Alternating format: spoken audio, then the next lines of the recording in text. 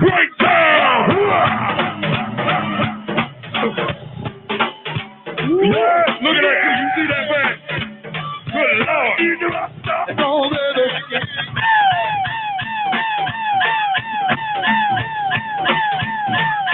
Hello, sis. Wait on you, Chrissy.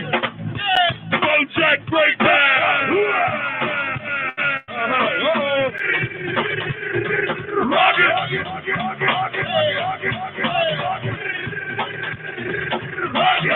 We got the 4W crew back here.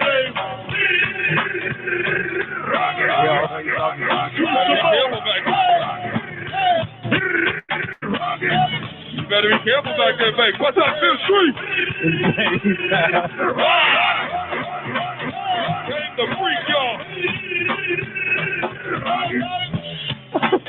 Just so y'all know it. Happy birthday going out to Miss Ray over here. Thank you for coming to the party with us, baby. Get on it, stop the Bojack,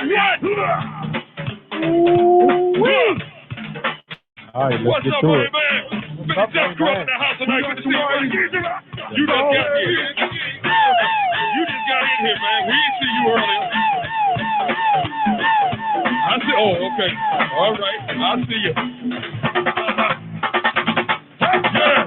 And we want to special dedication. What's happening Monday night? All over the place podcast. We are here. This is me, Deon. That's my man Slink. Cancel. We live. Cancel. Go ahead, get it out. Cancel. Cancer night. Yes, sir. Two great guests coming in. Yes, sir. Oof. We all been affected in some kind of way from the big CFC. That's what we're talking about. Cancel. Damn, cancel. Dave Chappelle, cancel. That's what we need to cancel about this motherfucker. So this is what we're going to do. We're going to give y'all some music for a minute. And then once we come back, we're going with the real show, y'all. So y'all enjoy all this. All of it's real. Ain't no real show. Ain't no fake part of the show. This ain't no fake part. Real too, yeah. Y'all enjoy that.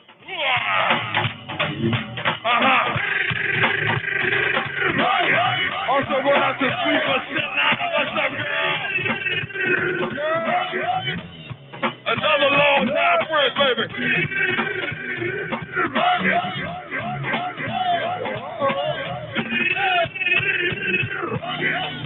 Hanging that glass final. Say what? Do it, Monisha. That's Miss Monisha.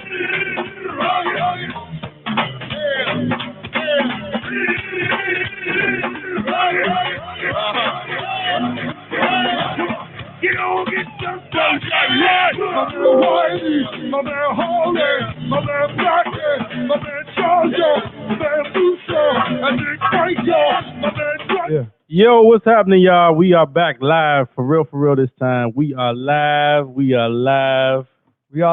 Rest in peace to Marco Solo, Big D. Big Humphreys, the owner of the Marco Solo. Yes, indeed.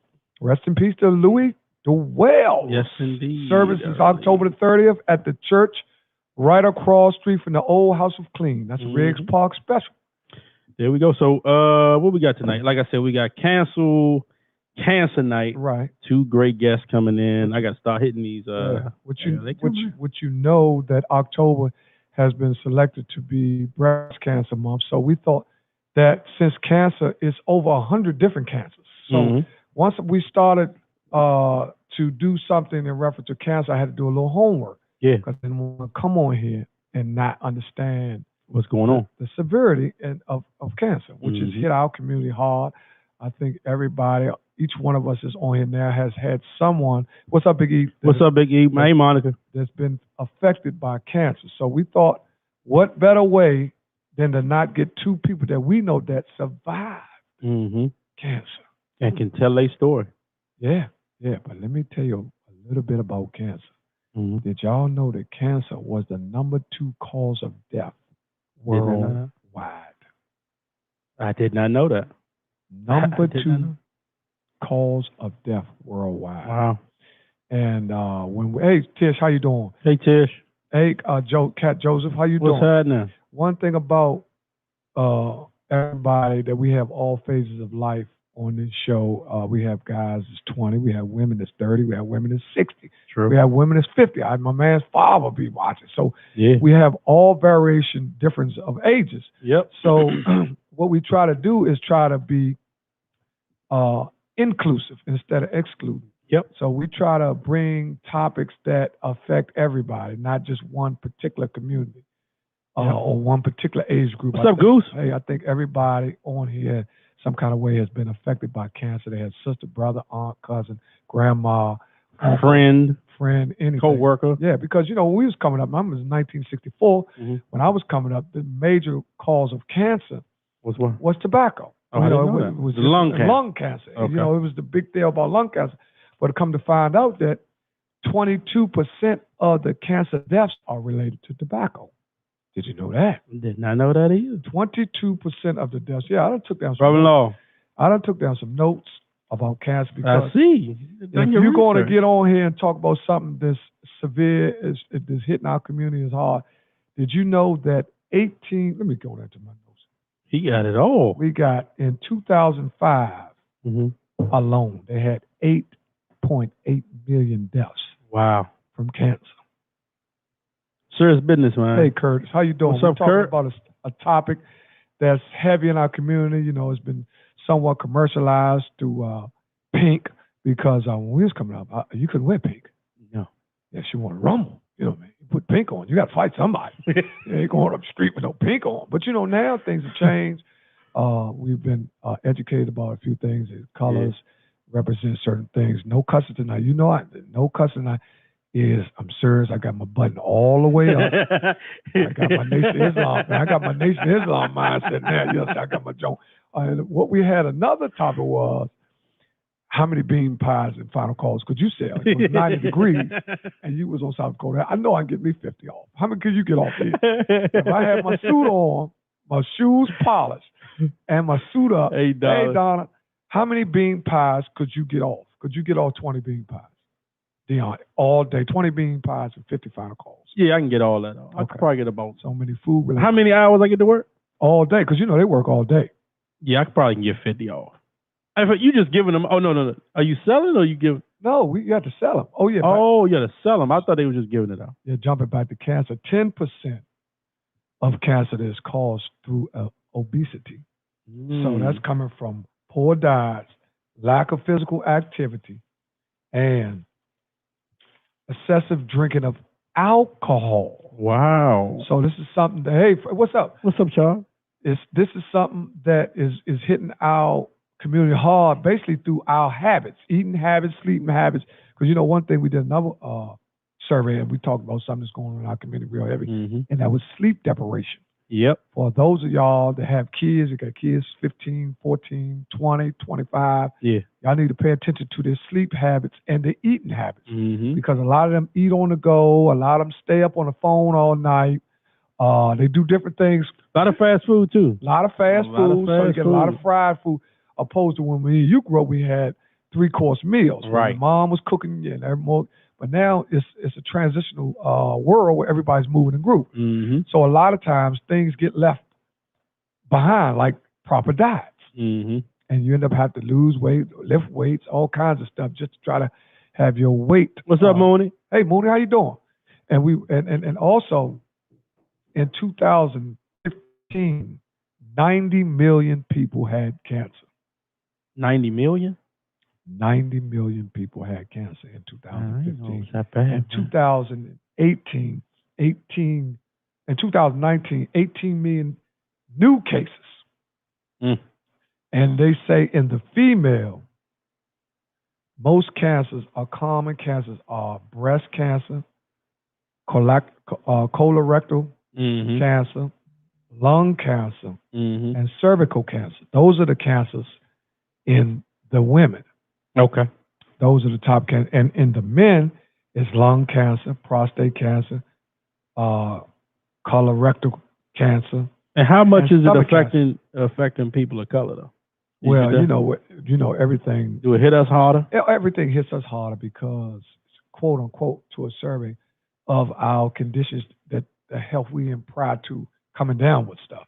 So it's like pre-existing conditions. If you got diabetes, and this is all. Then you get cancer. So now you got all these different levels, and everything's off, and then you run into all these different kinds of problems, such as Colin Powell. Rest in peace, Colin Powell, who was also was vaccinated. He had cancer too. He had cancer complications. Yeah. He also had COVID. So everything hit him all at once. He died this morning. So it was a few different things. A Republican, first black Secretary of State, if I'm not correct. Yeah, most people might try to get into his political, but he's a good dude. Republican or Democrat is your right. Yeah. Because he got the welling on them weapons of mass destruction and all that, but then he came back and endorsed Obama. It was good. We'll talk about it later, but I think it was good. Yeah, but you know one thing about that. As long as there is a Republican and a Democrat, then we never can get. You got to have two sides to fight. As long as you got two sides fighting, then you never can get unity. True. So I think all that's by design. That's just my personal opinion. I think Democrats, Republicans, all that's just about. It ain't about what you believe, because we all should be trying to do the best for everybody in the country. So we need to come together as one. We need to have one unified party. Mm-hmm. Yeah, Black Panther Party. That's what we need to do. Go hard. That's what we need to do. Put everything. Yeah, we can't go hard like that no more. Huey Newton. We come out with stuff like that. Yeah, bring them back, my man. Over there. No, just kidding. Well, we're going to touch a little bit on sports as well, because we have to give props to the Dallas Cowboys. They played an excellent game last night, defeating the Patriots for the first time in the Bill Belichick era in Foxborough. They never won up there.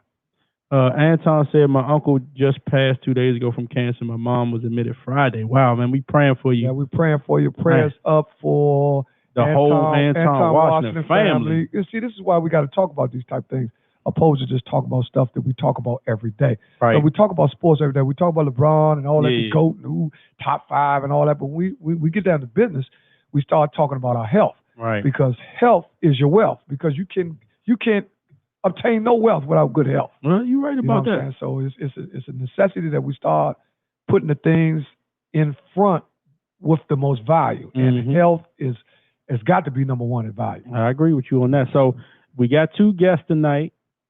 You want to introduce them, or what you want? You want me to introduce them? Today, first of all, they cancer survivors. That's number one. They strong black women who have been through the ringer, because me and Deon firsthand have seen the evolution of the treatment, and before and after and now. Yep. And we understand the fight that they've both been through, because we've both been there for them. Yep. So in the process, even when we created this platform, we got people to pray for them both. Yeah. So this is, this is something that digital people say, man, I had to do that, man. Why you create a podcast? I felt a little hate come out. I said, man, I created a podcast to have another platform for the voiceless. Yeah. To have a we got to voice. get it out, man, to our people. We got to get stuff out to our people. We using all these other avenues that's controlled by powers that be. They're pushing information into our community that we don't know where it's coming from. Yeah. Well, why not give our own people information so they can better firsthand understand it, man? Yeah. There it is. So when something go wrong, they go, man, Slink told me that. Slink told me that. I know Slink told me that. I got on that all over the place podcast. I know what they're going to try. As soon as my neck hurt, I told Slink and I was on there talking about this and all that. But no, we just trying to. Lemon juice and all. No, we ain't doing that tonight. That's later on. That's later on. We're going to get them out of the way. Then we're going to get wild. For all my convict friends and all my little Lusco friends who want all that dirty language. Can't do that tonight. We got 2 Christians on here. Yes, indeed. We're not going to blow the show with all that cussing and all that. Right. Well, we got 4 Christians. Yeah, we got to count out. Yeah, we got we know us, but we tend to get a little off track, chasing views. We try to get clout chasing. Yeah, we clout chasing. We tend to lust and all that. We start talking crazy. But look, we got 2 sisters on here, which we both look up to. Yes, and indeed. Have been great leaders in our community and our family. Great women, period. Yeah, we ain't talking about these new jack women. Girl power, black power. Black girls rock. We ain't talking about these new girls out here doing all that, doing bonnets and all. Yeah, bonnets and all. They ain't leaving the house with bonnets on their head and all that. These are 2 respectful women who both have led in the womanhood, because, to be honest, we have to stop looking at friendships. Because friendships are cheap, but brotherhoods and sisterhoods last a lifetime. Indeed. You know what I'm saying? Because one thing about when you treat somebody like a brother, that's a higher level than a friend. Yep. You know, you don't want to hurt your brother. You say one for your brother as you want for yourself. So when I look at you, you're like my brother. And then we got to stop using these words to belittle one or the other. Not my little brother, my brother. Right. You know what I'm saying? Let's see him as an equal. But we're going to go to commercial and we're going to bring these two they're going to be on. Yeah, we just going to throw some little go-go on for y'all. Yeah, this is their first time on camera. You know, they trying to get their views and like they both just started 2 Instagrams. They trying they're going to twerk. No, I'm just playing. Just playing with y'all. No, they ready to come on and get we're going to give y'all 30 We give y'all 30 seconds and then we're going to bring them back up. What they going to do? They're going to twerk the castle. We think, man, Jesus. We got 2 good Holy Ghosts. All right, man. Here y'all go. What is it? You want me to tell them? Hold on. Hold up with the alcohol. All right. Hey. We got the bar. Back your money. All right, here we go, y'all. Bring them in. There we go. We're going to move us down. Hey, praise the Lord, everybody. Hallelujah. Yes. We are just so excited to be here on today. First of all, I personally want to thank my brother and Deon for having us, taking time to even go to this category and have us on tonight. We're going to have a good time, right, Sandra? We sure are, Jackie. Let's get it going, y'all. Yes. So we just took over. Sorry. Oh, yeah. Sorry, gentlemen. Yeah, y'all good. Give them a round of applause for coming in. Yeah, there we go. Thank you. There you go. Go ahead. Yeah, no, go ahead. Can y'all hear me? Yeah. I can hear you. Okay, y'all can hear me, but I can't hear y'all. Yeah. So, I'm going to have to listen. I don't have to be. Yeah, I would just want to introduce y'all. First, I want to say thank y'all for taking time out y'all day to come on our show to share with the people some of the experience, strength, and hope that y'all been through.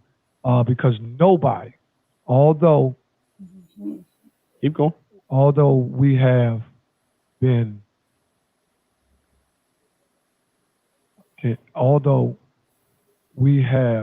through this with y'all, no one understands the experience like you two. We say we love you, we feel you, but nobody felt. We didn't feel radiation. We didn't feel not eating. We didn't feel, because I seen it, firsthand, but seeing it and feeling it is 2 different things. So no one can share y'all experience, strength, and hope like y'all. So I would like further ado, we would like to bring y'all on to talk about some of the experiences that y'all had. Yep. Let's start with you. Okay. Yeah. There you go. Can you hear? Yeah. I can't hear. No, don't worry. I'm gonna fix it. Go ahead. You can go on, Miss. Yeah, you go ahead. Can you hear me? Yeah, I can hear you. Yeah, go ahead. You go. Oh, thank you so much, Slink Deon, for having me on your podcast. I am Sandra Yates, and I am Deon's auntie. And hey, Mike, what's up? That's my nephew, y'all.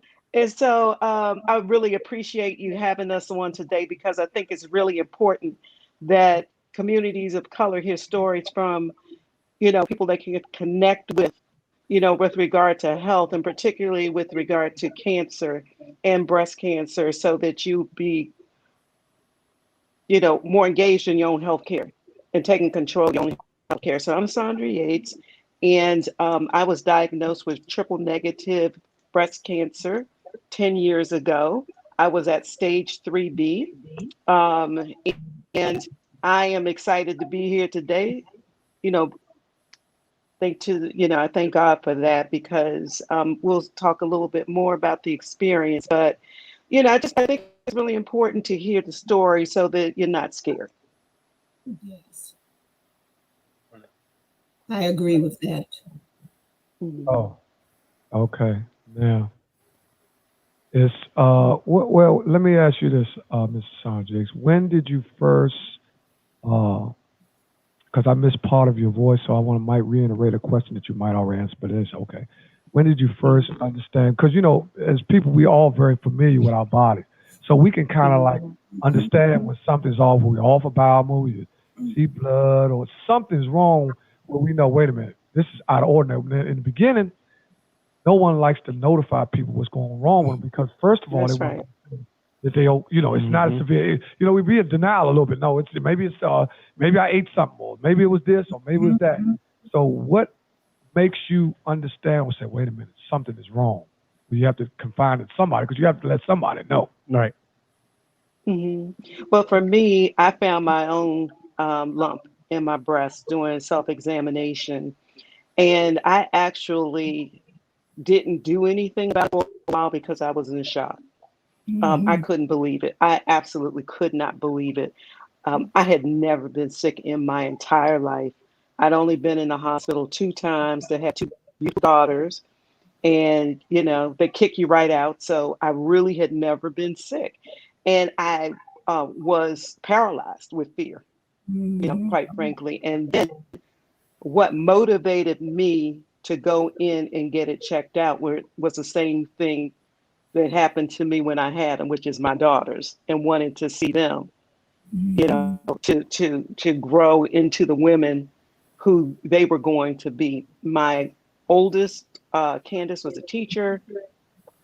She had just let me know that she was about to have my first grandchild. My youngest, Tara, was a senior getting ready to graduate from college. And, and I wanted to see these things, and I wanted to experience them. I wanted to see my grandson get born. I wanted to see him grow up. And he's something else. He's 9 now. My God.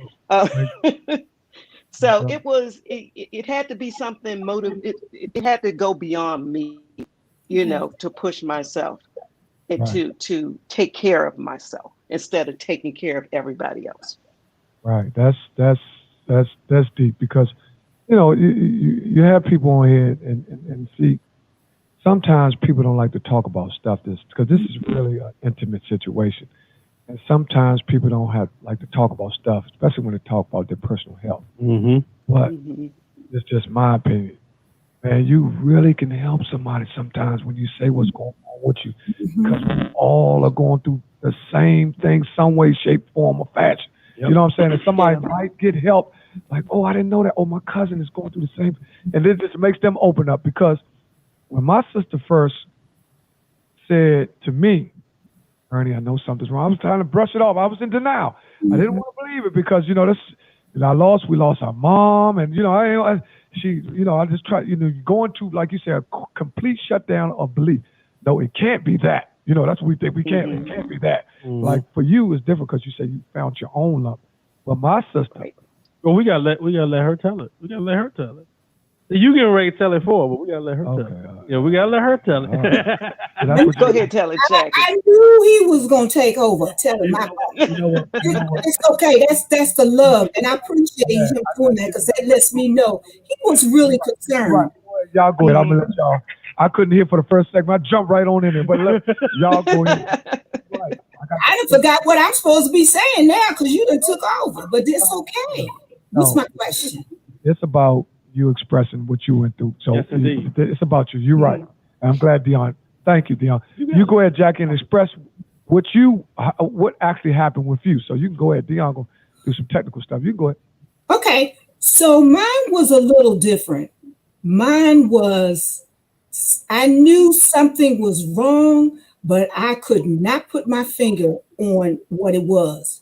And so I knew I had to go to the doctor to find out. And you just made a statement. See, some people are afraid to go to the doctor because they don't want to hear no bad news. Right. But sometimes you have to hear bad news in order for it to become good news. You see what I'm saying? So what I did is God had set this thing up for me because I was already going to this same doctor, which was my oncologist, but I was going for some other stuff. And so God set it up that I was there with him. So once I found out, I kept losing weight. I went from 174 pounds to 124 pounds in 10 months. Okay. Wow. They were trying to do all kinds of tests, trying to figure out what it was. And I said, look, y'all can keep doing all them tests you want to do, but there is something wrong, and we've got to find out what the problem is. So, I had to realize that the only way that I was going to get better or find out what the problem is, I had to hit that thing head on. I had to hit it head on. And God really allowed, he gave me some, some red flags to show me something is going on, And so that's basically, what happened with me. Yeah. Well, it's a long process. It's just so much weight on everybody, because when you have someone that's in your family, because me and Deon, both of us come from strong-based families. Yep. We were raised right. Our family is our backbone. In times of trouble, our families have lifted us all up. They've had our back when everybody else turned their family. Yeah. When family say, I know he is what they saying about him. You know what I'm saying? Right. I know we just got to turn him, just have faith, hang in there with him. And that's with everybody. You know what I'm saying? So, and, family is everything, and now from everything is different now. They preaching this monetary stuff on everybody. It's got our kids so focused on being so rich opposed to being rich inside, you know what I'm saying? Or having the values, the core values that you're already rich, you know what I'm saying? But, chasing monetary stuff, you kind of like, you get off them core values, start stepping on a couple necks just to get ahead of such and such, and you start playing Joneses, or I got more to you, and this and all that. But when your health gone, it don't matter what you got. That's right. That's right. You the Benz out front, or all that, the 401k, all that's trash when your health is gone. It's just sitting there. It's just sitting, and it ain't even going to be yours. It's somebody else going to divide it up. Right. Exactly. Right. Exactly. You start thinking, oh, I got this, I got that. But when that health gone, you got a few little people starting to hang around a little bit, a little often, thinking they get 15% of that little let me see all the last 401k. You know the people, they got something. You looking right at it. Wait a minute, where all this calls over here accounted for? But anyway. Yeah. Well, I did have a question. Well, I got a question for you, but we can talk about it later. But like when y'all had to tell y'all families, and we'll start with you first, Jackie, and then we'll move to Aunt Sandra. Like when you had to tell your family, your kids, how hard was that for you and them? Just for me, your family, and with work or whatever it had to be. How hard and how tough was that just for you to handle that process emotionally, physically, spiritually, all of the above, Right. Well, once again, God set all of that up. See, while you trying to figure it out, God done already worked it out. So, with my sister, okay, let me just say this. My sister went with me to my doctor's appointment, and that's when I found out. I'm so glad that she went.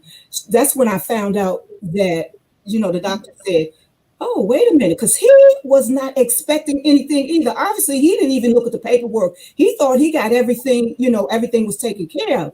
But when he said, oh, I see a little bit of cancer. I said, you see a little bit of what?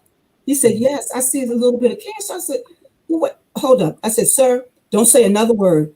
Get my sister in here right now, because I have automatically gone berserk. I don't know what you're talking about. And so my sister came. God set all that up. My sister came. She was in there with me, and she calmed me down. And, the rest for that particular cancer is history, because I've had 2 of them back to back. Okay.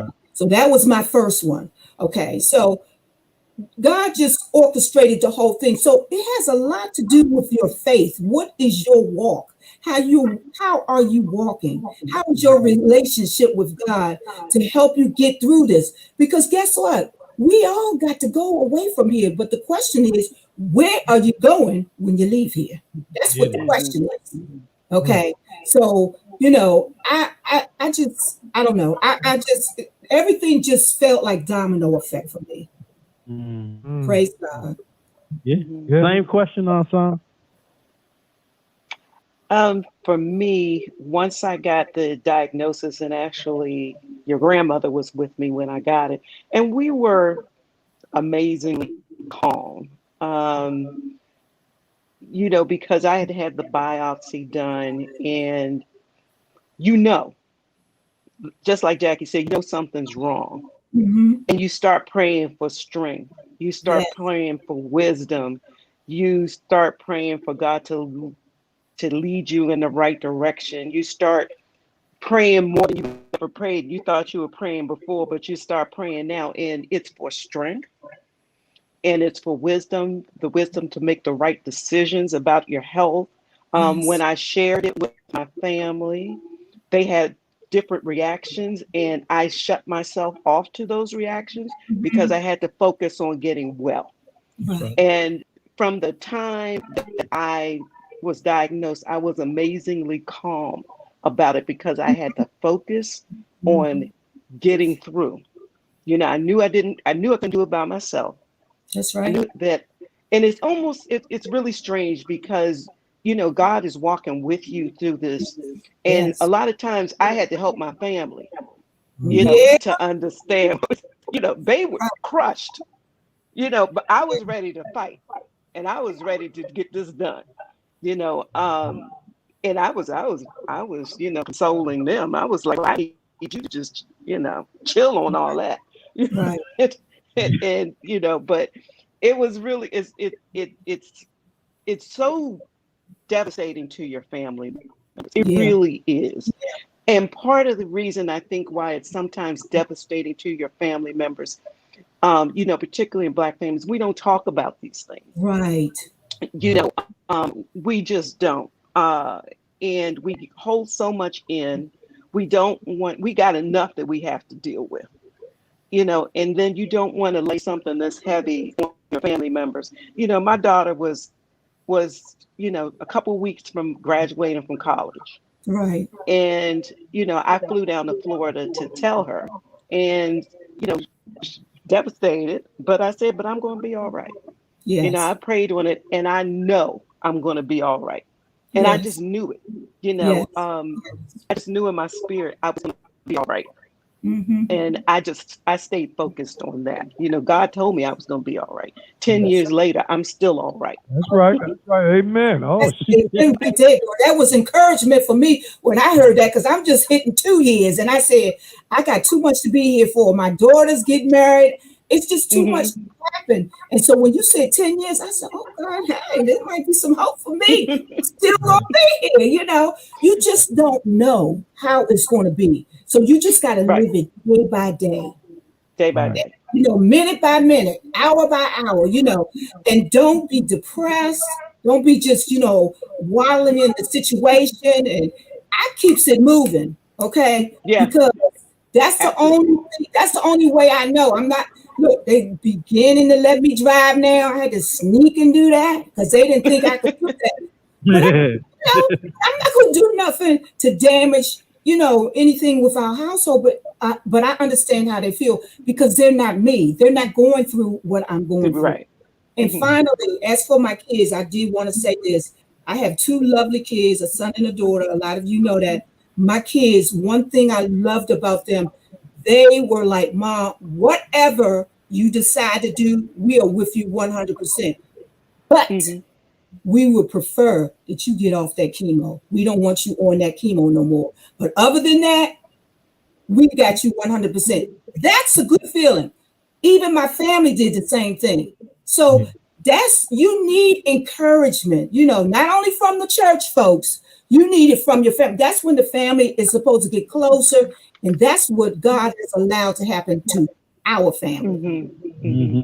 Yes. Yeah, I went through 6 months of chemo because I had triple negative breast cancer. I was stage 3, and chemo is the only thing that really hopefully will work for triple negative, because the other types of breast cancer that have receptors, they are HER2, estrogen, and progesterone.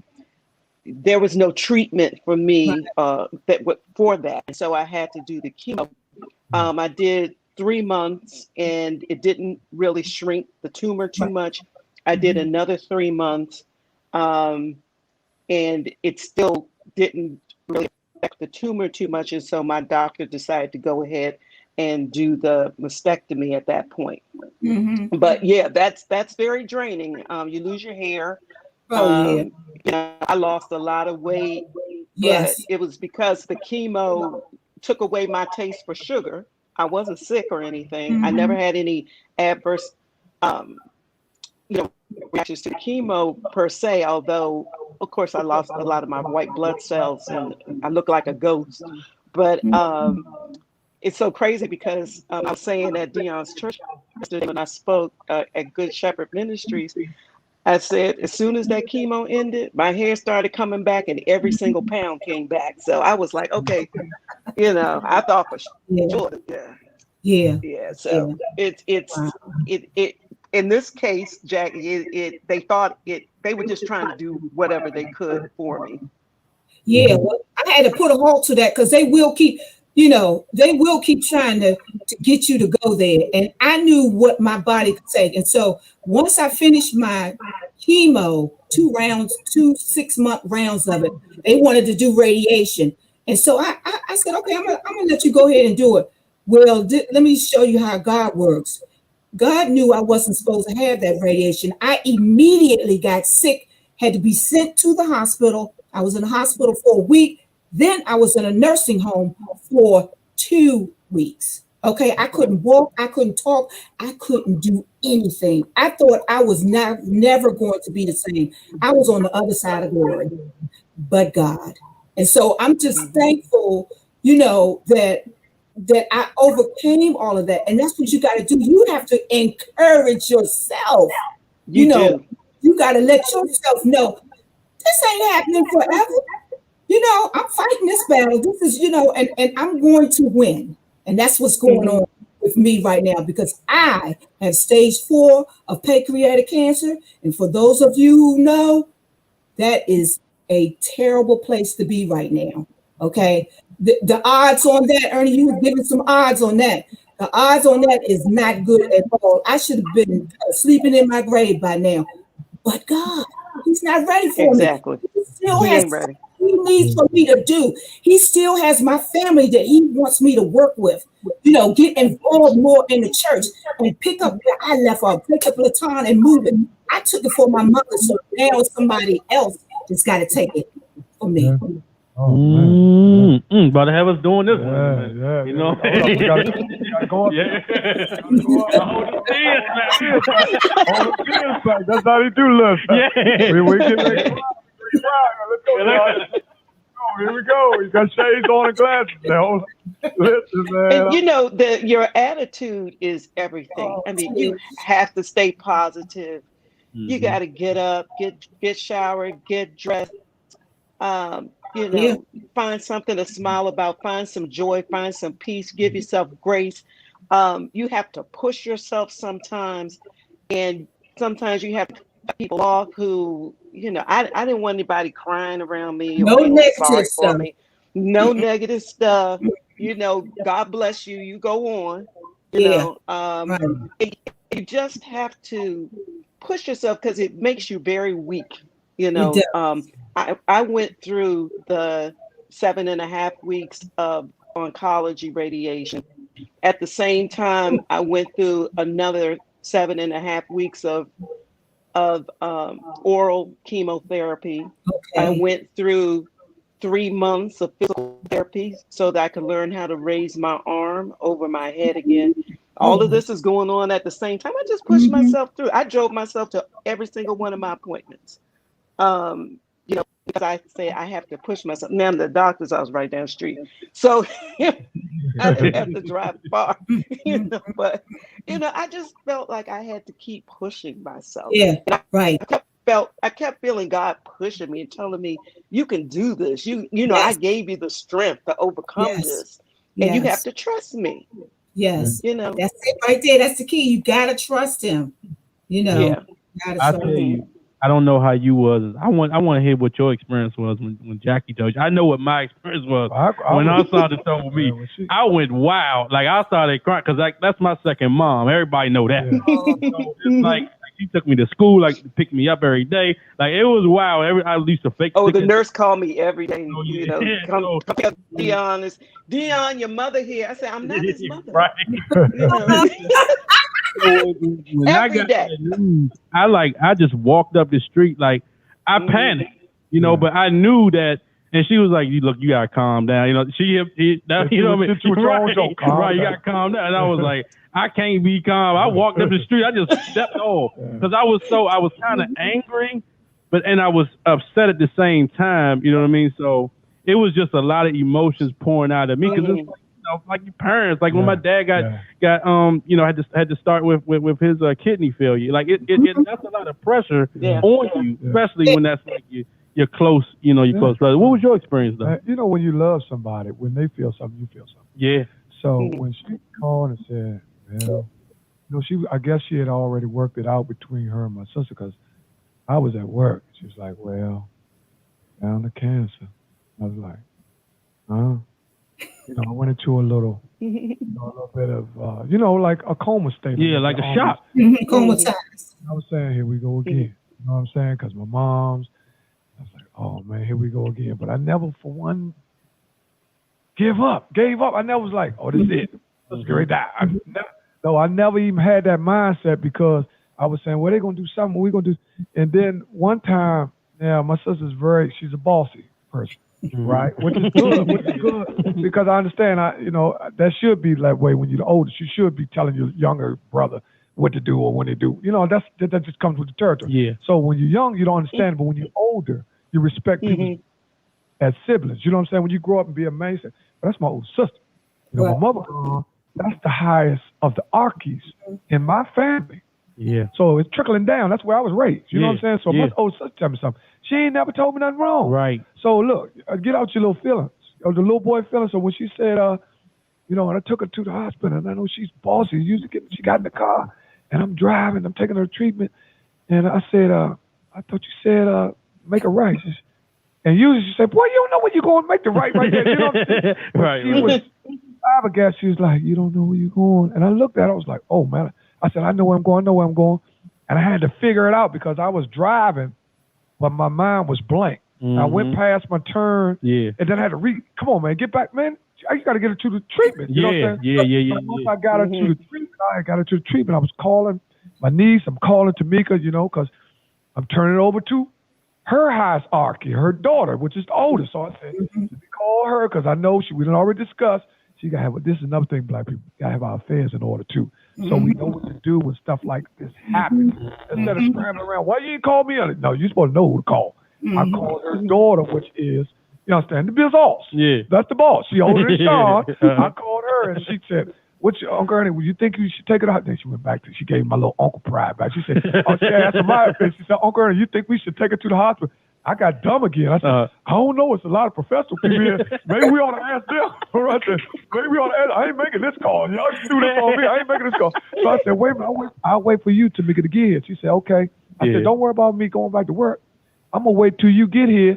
And then when you come, but my sister at that point was at the lowest point in life that you could be. I mean, there was nothing there but just a gob of flesh. Yeah. Strength. I had to walk her from the car to where you sit down. By that time, my niece had got there.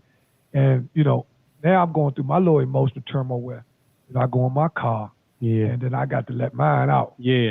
So I'm on the way to work. I got the radio off. See, I do things. I got to vent. I can't. But I don't like to have that type of spirit around somebody who fight because I didn't want to bring nobody else down. So I took my little stuff to the side, and then I vented it. And then when I got back to work, I said, Rob, he's real close to Jack. He said, what's up with Jack? As soon as I walked through the door, I said, he said, come on, man, let's go outside. So he said, you all right? I said, I'm cool, man. I said, man, I ain't never seen her like this. I'm a little worried. He said, man, just keep, it's going to be all right. Ooh. I said, oh, man, I don't know what. It's just so emotional when you see somebody you really care about like that, right? Yeah. And then we got to go back to the joke. We got to take it back up. Take it back up. Take it back up. We got to go back up. We start thinking, you know what I'm saying? And I'm thinking like, sometimes you got to think like our pain is so selfish because we ain't going through half of what they're going through. But that's how love is. You can love a person so much. You think you're going through something, but and them women can take this. They can take much more than we can anyway. Yeah, if you can have a child, because I told you, if you can have a child, I think that's one of the most complicated things in the world to any human being is delivering a child, right? Because I know if men had to have a child, we'll do it next week. Well, it wouldn't be no more salvage. The civil war should be over. I sign a contract. We do it over. I do it over next month. We'll come up with all this. So but it was just so serious at that point. Yeah. Like it was a dark day and a rough night for me. Yeah. My wife was like, "You okay?" I'm like, "Yeah, I'm good." And we, you waiting on a call. If you've been around for a long time, you know that call in the morning ain't good. Right. So you can see if that call. I'm waiting. I said, she made it through the night, right? No call, so I'm good. Okay, one day, like she said, one day at a time. One day at a time. So then that's that old theory, no news is good news. Yep. Because sometimes that news that comes so fast ain't the one you want to really hear. You know what I'm saying? You got to wait on it. So patience is a virtue. So that's how I felt. I was, it's a process. And to get to the point where we are now, look at us now. Yeah, we on here talking about it, laughing about it, struggling, still rumbling. Oh yeah. And look, me and her, we both looking good. Okay. Yeah. We don't even look sick. Okay. No, we don't 60. I'm 63. Hey. And I just turned 66, honey, and I thank God every day that I'm getting stronger and stronger. And I didn't tell y'all this. I'm not on any kind of medication. No chemo, no radiation. I've been off of it for 6 months. And I feel better, so much better since I have not been doing that. Heck with chemo. I ain't never taking that stuff no more. I'm just fine. But that's good. Go ahead. I'm going to ask him one more. So I got to ask you this this question, and I don't know why my phone keeps going out, but we get Jackie first. What message would you like to give not only young women or older women or just women in general, anybody, any type of message you would like to give them just going through everything and trying to keep yourself, I guess, because it's nothing that you did wrong to get it, or anybody could do wrong to get it. No, and I had to realize that it was not my fault. Everything that happens is not by accident. It's a reason why things happen. I might not know till way down the line why God chose me to do this. But I know I have opened the doors for a lot of people because they're watching me. They're watching how the Lord has healed me. Even my doctor is baffled. He's like, I don't understand it. I don't even know why you're coming. I said, well, luckily I'm on Medicare. I ain't got to pay you. So that I just come anyway. So you can just keep checking me out to make sure that I'm okay. But my advice would be, the first thing I would say is definitely you need to have a relationship with the Lord. I'm telling you right now, because he is the one. He is the healer.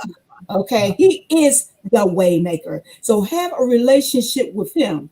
Number 2, make sure, because I wrote this down because I didn't want to forget. That's another thing. I do a lot of forgetting. You got to know your body. Somebody said that earlier. You got to know your body. When something ain't right, you got to know it. You might not know what it is, but you know that it's something that needs to be addressed. And that's not your profession to find out what it is unless the Lord tells you what it is. But you need to know your body. Okay. Don't be afraid to go to the doctor and find out what's wrong with you. People are afraid to go to the doctor. You know, okay, I'm gonna be all right. I'm gonna wait. If this be happening tomorrow, well, you might be gone tomorrow, so it won't happen tomorrow. You know, but you got to go to the doctor and find out what's wrong with you. And then you got to have your annual checkups. I know some people who don't even get a physical. They have not had a colonoscopy. When you get to a certain age, you're supposed to have these things done because our body wears down, and it needs to be an overall check needs to be done on it to make sure that stuff is still working, right? Especially you guys, prostate cancer and all that stuff. Okay. And then pray for continued strength and health and don't try to do it all yourself. Ask God to help you. You know, get yourself a prayer partner, somebody who who has been through that, and God will take you to the person who's been through it, and you'll be like, "What, girl? I never know that." Yeah, because you never asked. You wasn't supposed to know. But now that you know, you're only accountable for what you know. Yeah, it is. Question. Yeah, and I would add, only a very little to what Jackie said, but it's really important to do for women. Do your monthly self-examinations. Most women find their own lumps during self-examination. Sometimes your partner, your spouse or they will find it. That's very important. Having an annual medical breast exam is important. Having a mammogram every year is important.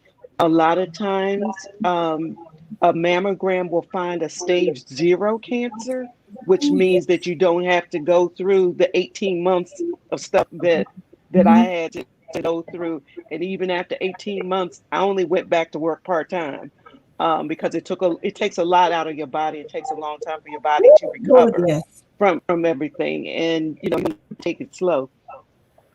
Take control of your health. Take control of your health. Advocate for yourself. Make them do things for you. Just like Jackie said, she knew something was wrong. And she told the doctor something's wrong. We have to figure out what's going on. And a lot of times with doctors, you have to push them. Now, my doctor was a young Black female doctor.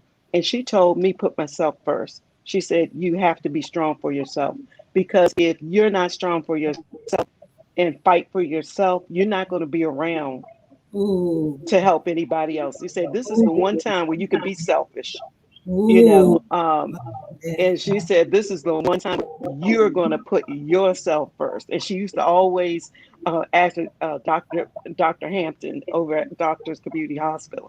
She said, I'm going to make sure you put yourself first. It's a fight. It's a literal fight. It's a physical fight. It's a mental fight. It's a spiritual fight. You have to have faith, but sometimes, you ask God, and he'll say, why not you? That's it, because I'm here. You better say so. I was just getting ready to say that, and I've heard that from him several times. And he will say, why not you? Right. And I'm telling you, my condition, because triple negative is one of the most aggressive cancers, period. And it's very difficult to treat. And sometimes after I had my surgery and I would go to the oncologist or go to the radiologist and whatnot, and I run into Dr. Hampton. Sometimes I think I would surprise her that I was still here, because she told me I was one of the toughest surgeries she ever had. But let me tell you how good God is. I had that surgery. I went to the post-op, and the next morning they started taking me off of everything that night because they said I was doing so well. The next morning she came and I was sitting over. She and the plastic surgeon went over to the bed looking for me. I was sitting in the chair eating, and they were like, "Oh, there you are." I said, "Oh, you looking? Let's get you out of here." I didn't even get to a room. Right. I never even made it to a room. They discharged me from post-op.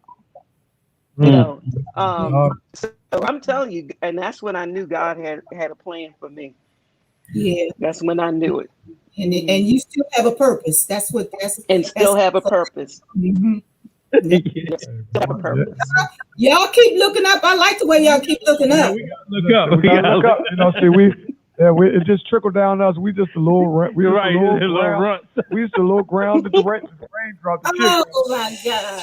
You gotta learn from somewhere. You know what though? This is so beautiful because, it's a lot of women on here tonight. Yeah. A lot of women on here. We church members and all that, and a lot of y'all have schoolmates. We've seen people on here now because, like we said, we're more alike than different, and everybody's been affected in our community from somebody's cousin, sister, brother, aunt. Cancer is all in our it's all in our community. And a lot of it, you know what I'm saying? They're saying most of it can be prevented and some of it can't. You know what I'm saying? But we got to do what we supposed to do, like y'all said. Go to the doctor. Yep. Don't ignore the signs. Don't be in the house, because that little bit of time that you waste could be the last bit of time. Yes, exactly.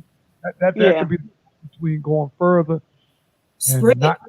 You know what I'm saying? So we just want to give them a round of applause. Yes, indeed. Yes, indeed. Yes, indeed. Well, as I said earlier, I just thank you for even allowing us to be on here. I think a lot of people needed to hear this. You know, it's a lot of people that are going through and they don't know, what do I do? What am I going to do about this? You know, who do I talk to? You know, so I think that I love the fact that you all had this on here, because it lets them know if God can do it for us, He darn sure can do it for anybody else. Thank y'all for, See, well, that's why we call it all over the place. We go from sports to this to that, but we try to make sure that we bring something along with the laughter that's going to help somebody, because that's what it's all about. We're supposed to have a voice for the voices. A lot of people that need to hear y'all story. There's people, they might be going through something else. It might not even be right. But it's giving them enough strength. They're giving them enough strength to like, look at those two ladies. They did it. I can do it too. You know what I'm saying? So, and you sure can. Yeah, they can. You sure can. I believe it. Listen, I believe it. I was going to say that R. Kelly, John. I believe it. We're going to get counsel for real. I believe I can fly. Shit. But listen, man, give him a round of applause, man. Give him another round of applause. Let him go off. You all for making it comfortable. Thank you all for making it comfortable, because I didn't know what y'all was going to be doing. I was like, okay, well, what is going on? And Deon sent all these questions, and it was like in the midnight hour. I said, okay, wait a minute. What am I supposed to be doing here? Oh, you got yours at the midnight hour. I got mine like an hour ago. So that's what I'm saying. That's the midnight hour, champ. That's when I got mine. Y'all ain't gonna be talking about us like that. Oh, okay. I'm sorry. Yeah, you know. All over the place. That's why I call all Mike. She got her at the midnight. You got her. Where the link? Right. My bad. And we'd also like to thank all the females that tuned in and was able to, and males. And the males, because, have husbands on here, the wives, the wives, the husbands, like she said, from the significant other, or whoever is doing the annual breast checking with your significant other, or you're doing the hands-on with yourself if you don't have nobody. So it's still up to you to do your own testing, or if you don't have nobody. We got and know your body. That's the first thing. Know your body. You got to know when something's wrong. You know when something's wrong. You feel it in your gut.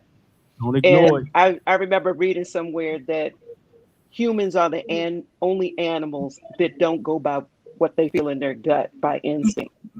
We pretend like what we know is not what we know out of fear, and that could be a real thing. You could be, but you can't let the fear paralyze you. That's what happened to me for a while. And, but once I made the decision, let's do this, here we go, come on, God, you with me here, or, we about to do this, it was, I said, I'm good. I'm good. Whatever. And he told me I was going to be okay. Y'all touching some people out there, but they steadily coming in. Yeah, they. It's a lot of your family members on there. Gail is on there. I just saw her pop up. Vanita's on there. It's a lot of people. This is a hot topic. We know it for real. I saw my niece Camille, who is a breast cancer survivor, very young. I didn't know Camille was a survivor. I didn't know that. That's what I'm saying. Put them out there. Very young. I never knew that. Put that out there. With the positive spirit that we put out there. Another positive spirit. Do y'all have anything? Do y'all have anything that y'all would like to say to anybody out there before y'all close out? Because we great past the collection plate around here. So before y'all close. That's right. Oh yeah, y'all might make some money tonight, baby. We might be paying for this. Go ahead and pass it. Go ahead and pass it. Pass the plate. Cash App 223162687 for the Cancer Society. No, we good. We just wanted to say we always like to keep some humor because they want to. But before y'all close out, do y'all have anything that y'all want to say to anybody? Or y'all good? I mean, if y'all good, if you're good, we ain't gonna press you. But we know people like that that've been through it. They always got a last word. So special shout out to all of the people who got on the call in town. Hey, Vanita, out of town. People who wanted to know about this and had faith in me and wanted to hear this. I believe this is the beginning of some things that's going to be happening to me. I got purpose, and I've been trying to figure out what it is, and I believe you have just allowed me to do that. Oh, so I want you to know that. Man, we created my girl Sheila Green from Virginia. Shout out, hey. You know, she used to be a DJ, so she just calling out names. My girl, I'm sorry. You know. They got my girl Sheila Green. Okay, I wasn't sure what the protocol was. So hi, family. This one here. Hey, Kim. My sister, I'm Pat on here. But I wanted to thank you so much for having this conversation. Like I said, hey, Eric, I wanted to just say that it's so important for us to tell our own stories in our own community. It's really important for you to see when, we're still smiling, we're still laughing, we're still joking, we're still living, we're still trying to, we're still working at our purpose. We haven't given up. Nope. You just have to, I think if you see folks like me and Jackie who say, I don't look like what I've been through. Oh, God. I don't feel like what I've been through. Sometimes I don't even think about it, but when I have the opportunity to talk about it, I have to. Yes. Because you can see right here between Jackie and me that, the story it's just not over. No, it's not. It's just the beginning, really. It's really just the beginning. And we're still find strength you never knew you had. Exactly. Like this right here. I know I got a gift for gab. I take after my brother. I still, this is easier than I thought. I thought so too. I think if you need me to fill in at the time, I can do that. Did they just cut us off, Jackie? Or? I think they did. Oh, okay. Well, it was so good to see you. Okay, now, Jackie, tell me where, because I'm good with faces. I know your face, but where? Okay, you used to live around the corner from. Yes. Okay, because I'm Kim's sister. Yes. Kim McCrae's sister. So that's how you know me. Right, exactly. Wait a minute, Deon called me. What do you want? Oh, he told me. Wait a minute. This is Ernie. Hello. Yeah, we got to him. Okay, we're talking. Oh, okay, that's fine. Oh, yeah. Are they watching us? Yeah, they watching you. Oh, okay. That's because we still supposed to be on here. That's why y'all trying to cut us off, honey. This is all right. We just try to catch up from the neighborhood. Yeah, special shout out to everybody out of town. If you're from out of town, just just throw something up in the air and let me know you out of town. Where you from? I saw my cousin Gail on. Hey. I saw my girl Vanita on. Hey. Who else? Who's in the house? I saw my sister. I saw my nephew. I saw my cousin now. Hey, y'all. Oh, this is so wonderful. That means God, He wanted us to keep on talking. They the ones trying to we need to start our own podcast because we got the good service that works. Oh yeah. So it's so that the Lord gave us the internet. Right. He I had made, I'm gonna just say this statement. It must have been the Lord wanted me to keep this. Cancer can affect anybody at any time. Cancer does not pick and choose who it wants to attack. So that means that it could happen, like it happened to me twice. It could happen again, or somebody that's on this call right now. And I'm just gonna say this. I don't know why. But right now, just lift your hands up, everybody. And just reach for the sky and just thank God for good health. Thank God for good strength. Ask him to continue to be with you, throughout this COVID season. And just, if you think you need to talk to him about something that's going on with you, but you didn't know what to do, Lord, let it be something that me and Sandra said on tonight that will cause you to be able to say, you know what? I'm going to the doctor tomorrow. I'm going to find out what is going on with me, because if he did it for them and they looking good as they looking, I know he can do it for me. It's never too late. That's right. It's never too late.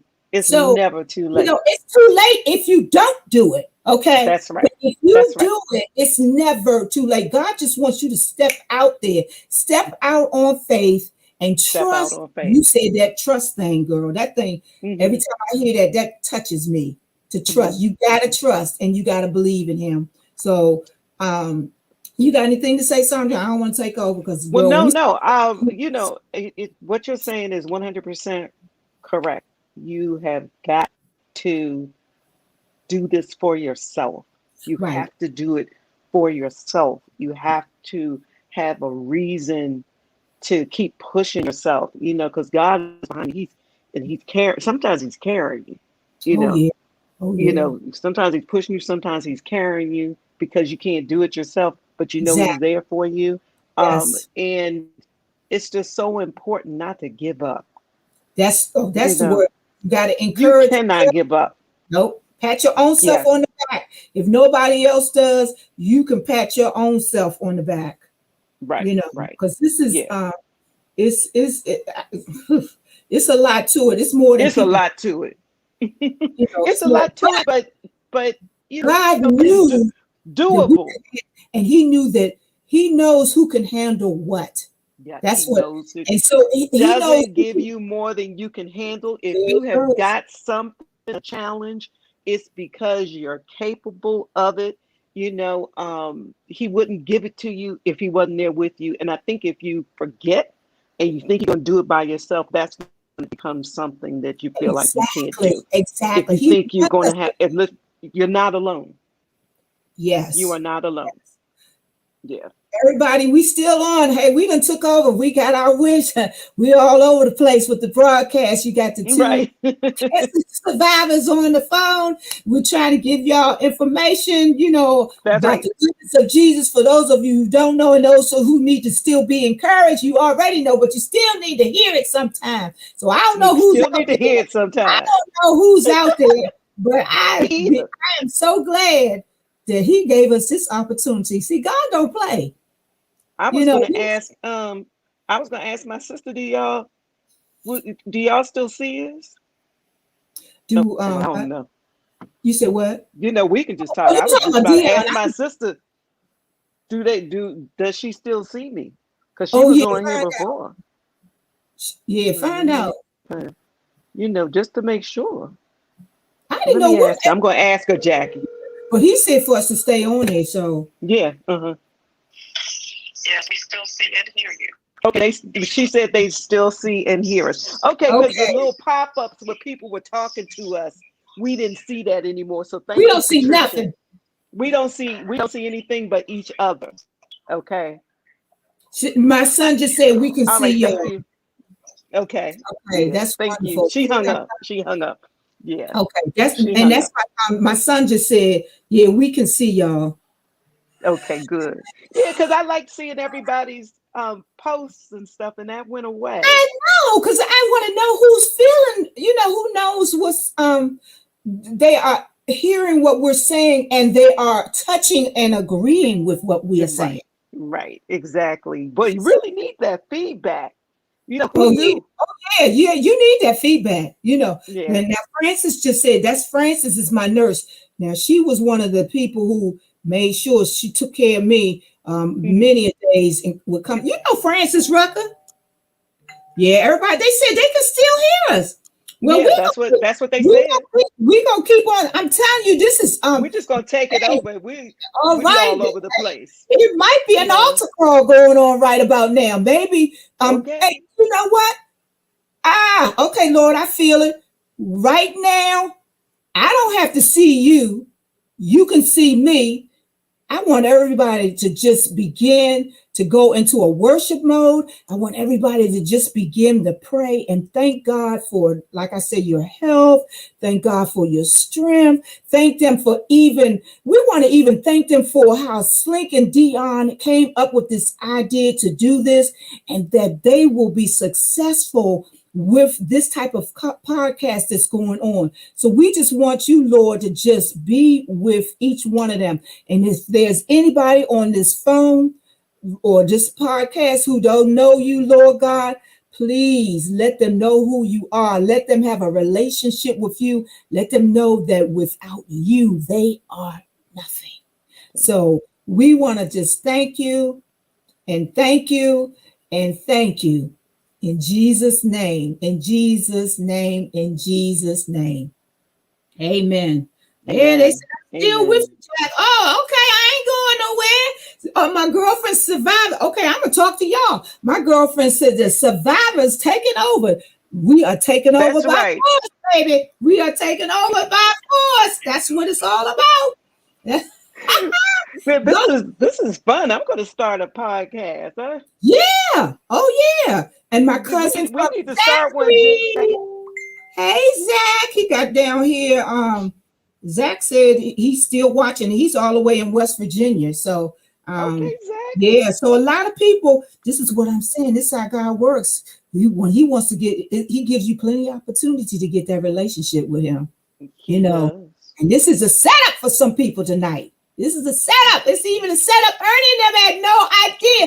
Who has the power ever gone out? No. When you talk about Jesus, when you talk about the Lord, He takes over the whole situation. And we just that's right, you, Lord. We just thank you. Because he could have kicked us all out the podcast. Look, but we thought we was kicked off. We thought we was kicked off because here you go. Oh, I'm off. Oh, they kicked us off. No, they didn't kick us off. We kicked y'all off. Kicked y'all off. Oh my God, we love y'all. This is so wonderful. It is. I don't know. Like I said, y'all still praying. I still hope y'all lifting up holy hands. And right now, whatever you need, if it's your health, if you need a healing, just reach up and grab it. Oh my God. If you need a relationship, well, there you are. Okay. We had a little technical difficulty. We are back. We are back live. We just got notice from CNN that y'all are the new correspondents for the gospel. Oh, we were holding it down. We was holding it down. I think what's happened, you know, see, that's so crazy. When you're on here talking about something that's really gonna make a difference in life, you start having all these power surges. We had a power surge. We literally had a power surge. And the power went out, and Deon was over here, boy. Thank God he knows his stuff, because he went through every channel. We got more labs. We got 5 labs that we could try all of them. Make sure we can hear y'all in the background. Keep talking. Can y'all hear us? Yeah, we can. Deon, that reminds you used to work at the Pentagon, don't it? And them generals. Pentagon days. We got our cousin on here from Ohio. We got people here from Virginia. We got people on here from North Carolina. We got family from everywhere. We appreciate everybody for tuning in. And y'all really held it down, because, you know, we was having problems over here. Deon, look, we got our glasses off and everything. I had Deon's glasses on trying to figure stuff out. I took my glasses off, put it in stuff. He got me running up around, getting the computer. We're going to switch from Apple to HP. We don't play, because y'all, we could hear y'all. Yeah. And y'all was really just keeping it going. And like you said. Oh, yeah. We professionals. We professionals. Let me ask you something, Ernie. Was y'all looking up? No, we weren't looking up. We were looking down, trying to figure out what's going on. That's what happened. Y'all was supposed to be looking up so that thing could have got fixed. Oh, yeah. Well, no, looking up. We had to make sure all this stuff was plugged up. Right. There's a lot of cords over there. Make sure. There's a lot of stuff in here. It ain't just a computer. The screen just black. We like, wait a minute. We got this good work going. But you show you. We didn't know what was happening. We thought you kicked us off. It was something. And we just kept talking. We heard y'all. We heard y'all because we was able to go to our page and we could see y'all talking. Okay, good. Y'all just carried the vessel. You know, y'all was the vessel to the message anyway. So, that's how God works. Yeah, that's how y'all talked about God. God saved us again. You yes, know what He did. He sure did. He sure did. And somebody heard that tonight. Somebody heard that. Somebody got their healing. Somebody got their healing tonight. Yeah, they did. Yeah, we got to hear. Y'all talk so much. Y'all talk so much good. Y'all got us cut back on with that God. Y'all got us cut right back. You seen us over. We don't know what happened. It was just like a surge. It was just like a power surge. You cut everything. We know what's going on. But the show must go on. The show you know the crazy part. It must. We could go ahead. That's when I said, "Oh, this is our debut, Sandra. We are about starting our own podcast. We heard y'all. We are trying to be competing with us. We said we really got to get this thing back up. Change the name over, change it over, and all that. Right. We got to get it up, Deon. All over the place with Sandra and Jackie. Sandra and Jackie. Oh Lord. That's right. Well, we got to thank y'all. We got to thank y'all one more time. Give them a round of applause. We give y'all last round of applause. We love y'all. We love y'all. We love y'all because y'all kept us going, man. We're going to keep y'all. That's what it's about, keeping it going. That we were all over the place. Right, we were all over the place. We had altar call. We had prayer time. Yeah. Yeah, y'all did it all. Yeah, some people, Some people might have gave their life to Christ today. Hey, that's even better. That's what I'm talking about. Somebody, I told him to reach up and grab it. I see you, Mr. Goose. Yeah. Well. So we finished. Our time is up. So. Yeah. We let y'all get. So you got to see this. We got to stop. This got that little brother, all that little brother stuff on the way. This is my show, and you need to get off. We do own this show, y'all. We own the show. That ain't work that little both of you going out of here. We will cut your mics off. We love y'all. We appreciate y'all. So much. Y'all gonna kick us back into the waiting room. Right. Let's back to the waiting room. After this round of applause, y'all time is officially up. So we're gonna give one more round of applause. No, to give them this. Nah. Oh, wait a minute. No, that's what y'all had. Give y'all that, man. We really appreciate you. Yeah, man. Thank you so much. much. Give my people a round of applause. That was good. We'll see y'all. We will be having y'all back on for any updates and any new information that y'all able to retrieve. Anytime. Okay, y'all got it. Y'all got it. We always have our guests come back. So we'll see y'all a little later. How do we get off? We'll kick y'all. We gonna kick y'all. Yeah. See y'all later. Ooh, listen, I'm hoping y'all enjoyed it. That was spiritual. Yeah. That was straight from two survivors, which is very important. You see me and Deon have on pink representing cancer. From there, over 100 types of cancer. You know what I'm saying? And men, I know men, a lot of men on here dressing the men on here. A lot of men have a problem with actually getting the prostate exam. You know what I'm saying? Because of the extreme natures that you have to go through, or the difficulties or difference of the exam of the man, and big hand shorty with the class rings on. The dude don't be talking about, man, can he go to sleep? Dude got a big old hand. If your doctor got a big old hand with class rings and all that, he talking about all that. You know what I'm saying? Maybe to hold up, man. Fuck that. I don't want to kill the black people. I hope they all burn in hell. Oh, look at that. I'm deleting you, Daddy. What? Oh, that's what it was. We got somebody crazy on here. Oh, I'm not even pulling that up. Yeah, that's what it was. Yeah. 99, 60%, 90 cents. Okay. Yeah. See, we had a little hacker. Okay, that's what happened. Kill the people. I hope they burn in hell. Yeah, that's okay. Yeah. Well, we're gonna delete you. Well, see, when you run into that type of stuff, you're blocked. Yeah, we'll never be able to get. You'll never be able to get. But you got to realize that when you start talking about saving people and all that, that's one thing about airwaves. You don't know who you will attract on these type of. You're gonna have some haters. You're gonna have some atheists. You're gonna have some people that really want to kill us. Yeah, you know what I'm saying. So when you're into something, you got to really know what you're into. And if y'all could read what we just read, for the first time, that's what happened. We never had nobody come on in like that. I think what they did is they shut us off. Yeah, they hacked us out. They hacked us out. And it's all good because we back.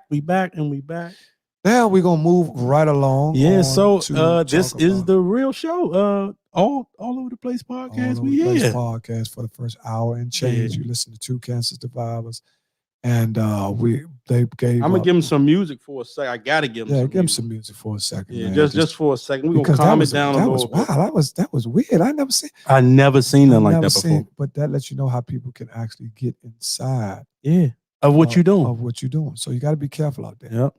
So yeah, that was weird. That was weird. That was weird. Yeah, that was weird. Hey, Brian, that was a real thing that just happened, man. I think we did get It was something crazy. That ain't nobody that looked like us. That was somebody that was just totally against what we what we bring in, and you're gonna. I know that ain't none of our people's because the words and the language. See, that's what you got to be able to distinguish between the culture. You know that wasn't one because they don't even talk like that. Right.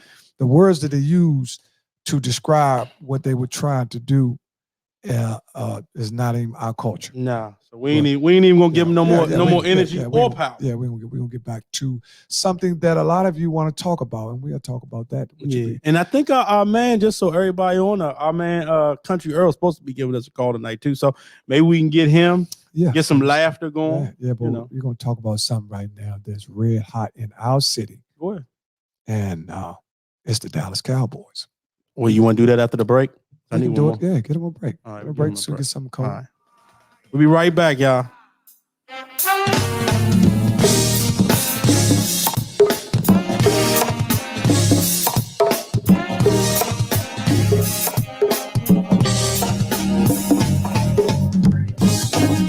We love you so much.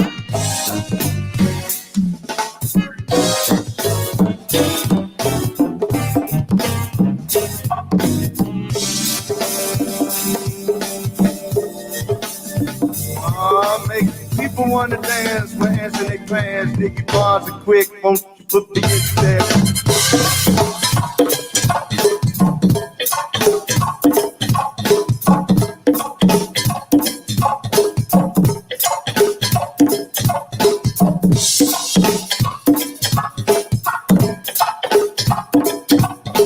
And we are back, y'all. Ooh.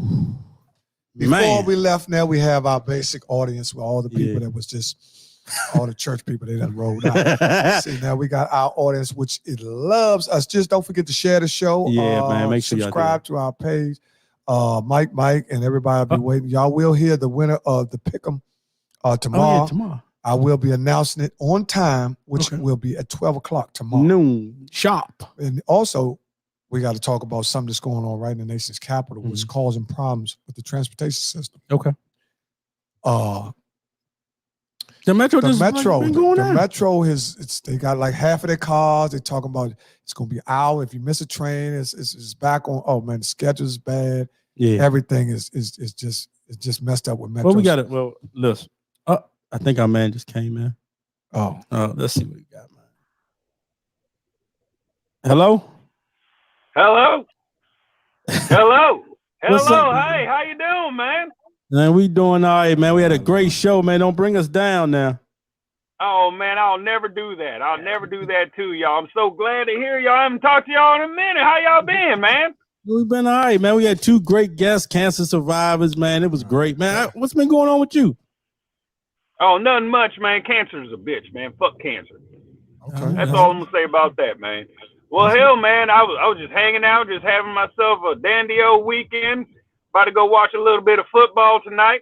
Some good old American Buffalo Bills, which I appreciate because they're American and they're Buffalo Bill hunters. So, yeah.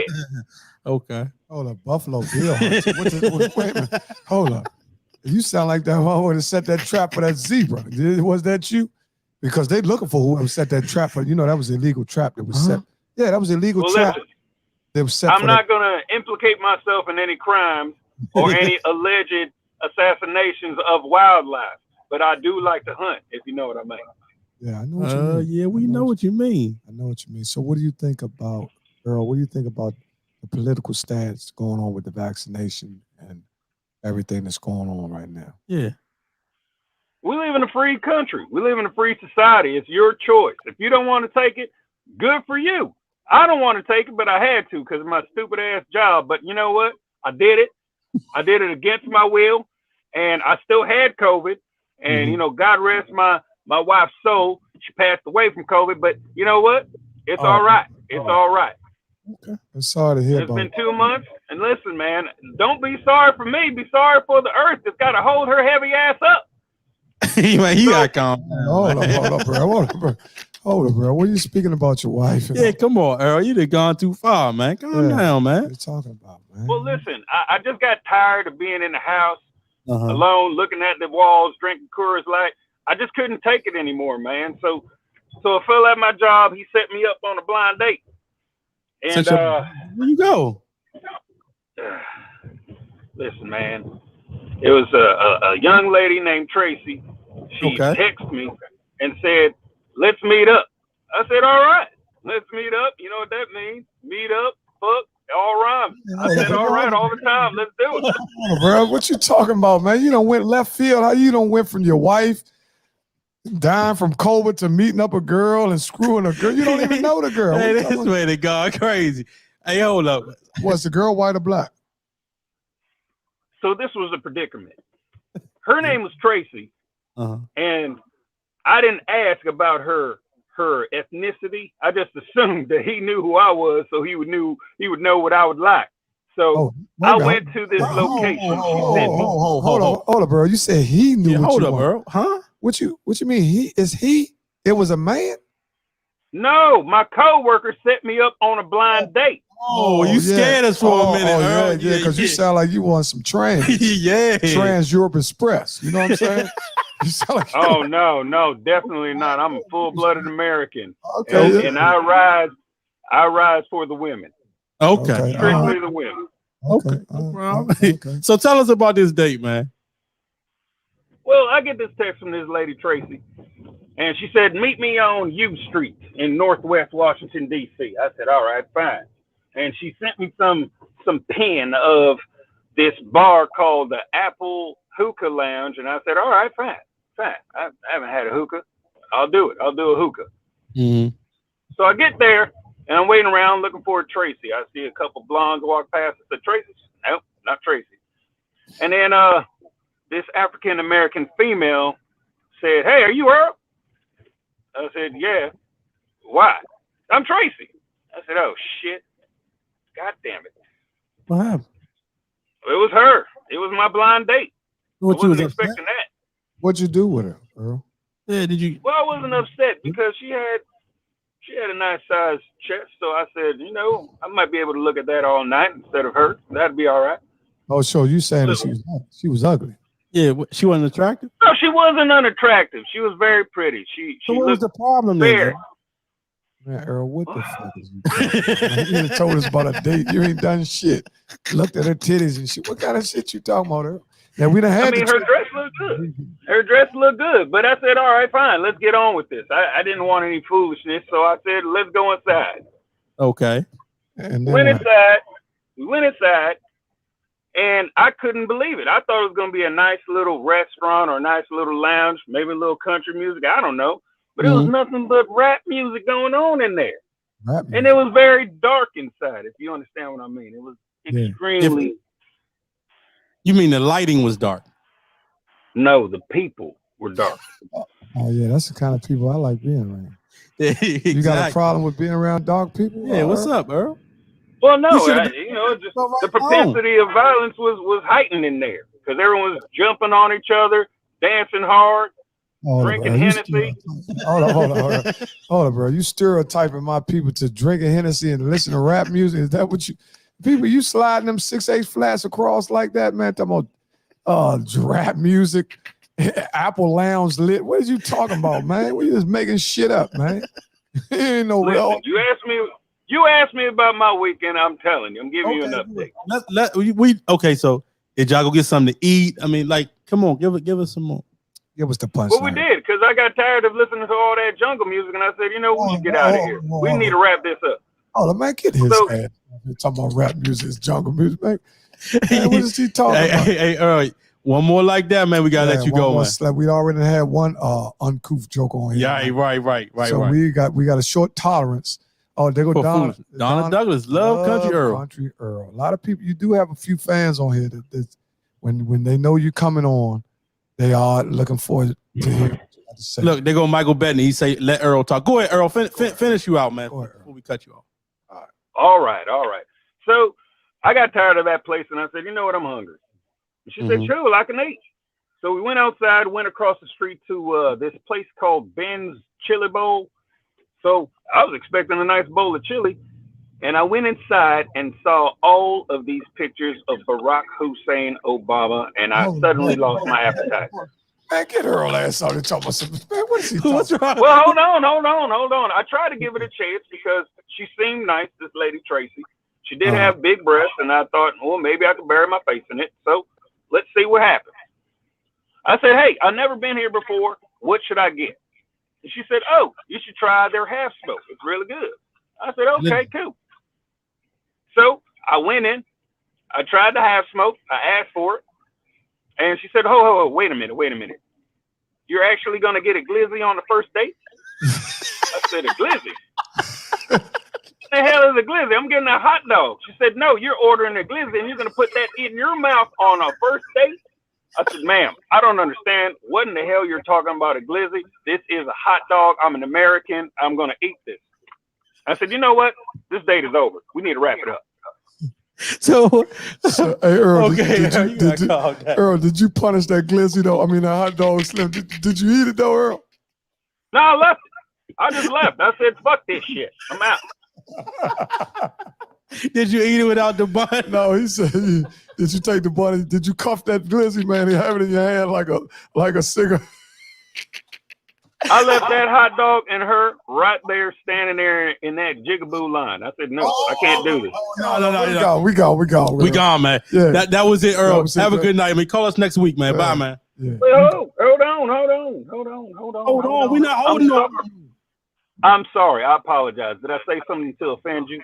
Yes. You can't talk like that on this show, man. This is not that type of show, Earl. You can't. We already had one hacker. You're right. You talking about and all that. Yeah, all right. So you just went home and enjoyed your night. Is that how you going to finish this off so we can go? Yeah.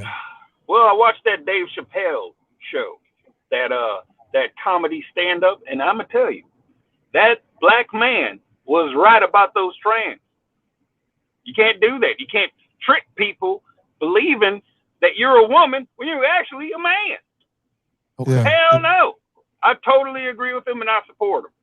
Oh, okay. You talking about a trans? You talking about a trans? You talking about the show on Netflix? Is that what you talking about? Yes, sir. Comedian. Okay. Oh, he's talking about Dave Chappelle. Okay. Oh, when Dave Chappelle was doing a stand-up. This one is. What was it? What was it called? What's the name of the I stand-up? don't remember what it's called. Well, I don't know what it was called. It was funny as shit. They said some of his best work, and people, they was trying to cancel him. Yeah. Through Cancel the culture. LGBT community. I think that's Cancel culture. They're even trying to cancel John Gruden out of a job. I couldn't believe it. Oh man, I couldn't believe it. He was expressing his real feelings, and I appreciate that. Yeah, we're going to A man's emails are private, and they should remain that way. And I agree with him and Bruce Allen of the Washington football team, or Redskins, or whatever the hell you want to call them. They even canceled that name. Yeah, all because of Commie Kaepernick. Yeah, who? Commie Kaepernick kneeling on my American flag. Yeah. We okay, Earl. We holler at you. Man. We holler at you. You done talk crazy now. Kick his ass out of there. Talking that crazy shit, man. Talking crazy. Man, listen. Yo, we done jumped from one of the most serious topics that we could have. Yes, indeed. Which is the second largest killer in the world, which is cancer. And we got right to sports, and we brought Country Earl in. Yeah, we got Country Earl in. We have to talk about the two hottest teams in football right now. Sports talk. Let's get it. Sports talk. Let's talk about it. Which are the two hottest teams in football right now? My two are the Arizona Cardinals and the Dallas Cowboys. Heck no. I'm going with the Cards and the Bucks. The Bucks are clearly not the top hot. There's no way the Bucks can be hotter than the Cowboys because the Bucks are struggling with lesser opponents. Football is football any given Sunday. I agree with you. So you're telling me that the Bucks are hotter than the Dallas Cowboys? The Cowboys are hot. I'm not going to go as far as you can say that they the the second best team in the league. I'm saying that right now, they just beat a team that everybody had up there with the top, which is the. I know you're gonna knock on the Patriots. No, they already beat San Diego. They already beat San Diego. San Diego is track. Listen, they're not track. Another hot team in the league, which is right underneath the radar, and this team has a chance to win a Super Bowl. Bills and cards for me. Thank you, Curtis Bing. Listen, I'm gonna go with the Ravens and the Cowboys. No, you jumping out there. As the top two teams, you talking about an undefeated Cardinals team? Okay, that just got Zach Ertz? Okay, let's get a little power. We'll go with Arizona. We'll go with the Rams. We'll go with Arizona and the Rams. No, I'm just speaking about top five, any kind of way. Top five. You don't have to be. You ain't got to go 1 through 5. We're just gonna go Rams, Arizona, Dallas, the Ravens, Buffalo. So you just gonna leave the Chiefs and the Bucs off there? Of course, they both.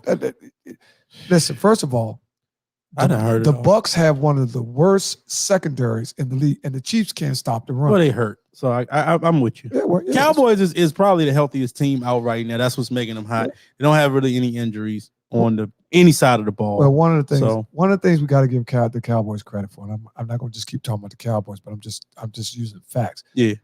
One of the things that the Cowboys have done in the last 5 years, I'm gonna say better than everybody, and that's draft. Yeah. They have a great draft. I don't know who's doing that draft. I think it's Steven. Yeah, they building them up. But they are doing some great draft. This boy, he got beat yesterday. He got 2 sacks, and the man ran an out and up on him. Yeah. You know what I'm saying? But the safety still should have closed. They're so worried about getting that personal foul or whatever it is. So they kind of like giving too much room in between the safety and the cornerback. Because when he went out and up, it was too much space between him and the safety. That's how he caught the ball. Matt Jones threw the ball straight down the middle of the field. Oh, what do you think about the Washington football team? Well, the Washington football team has a lot of structural damage on the inside, starting from the top down.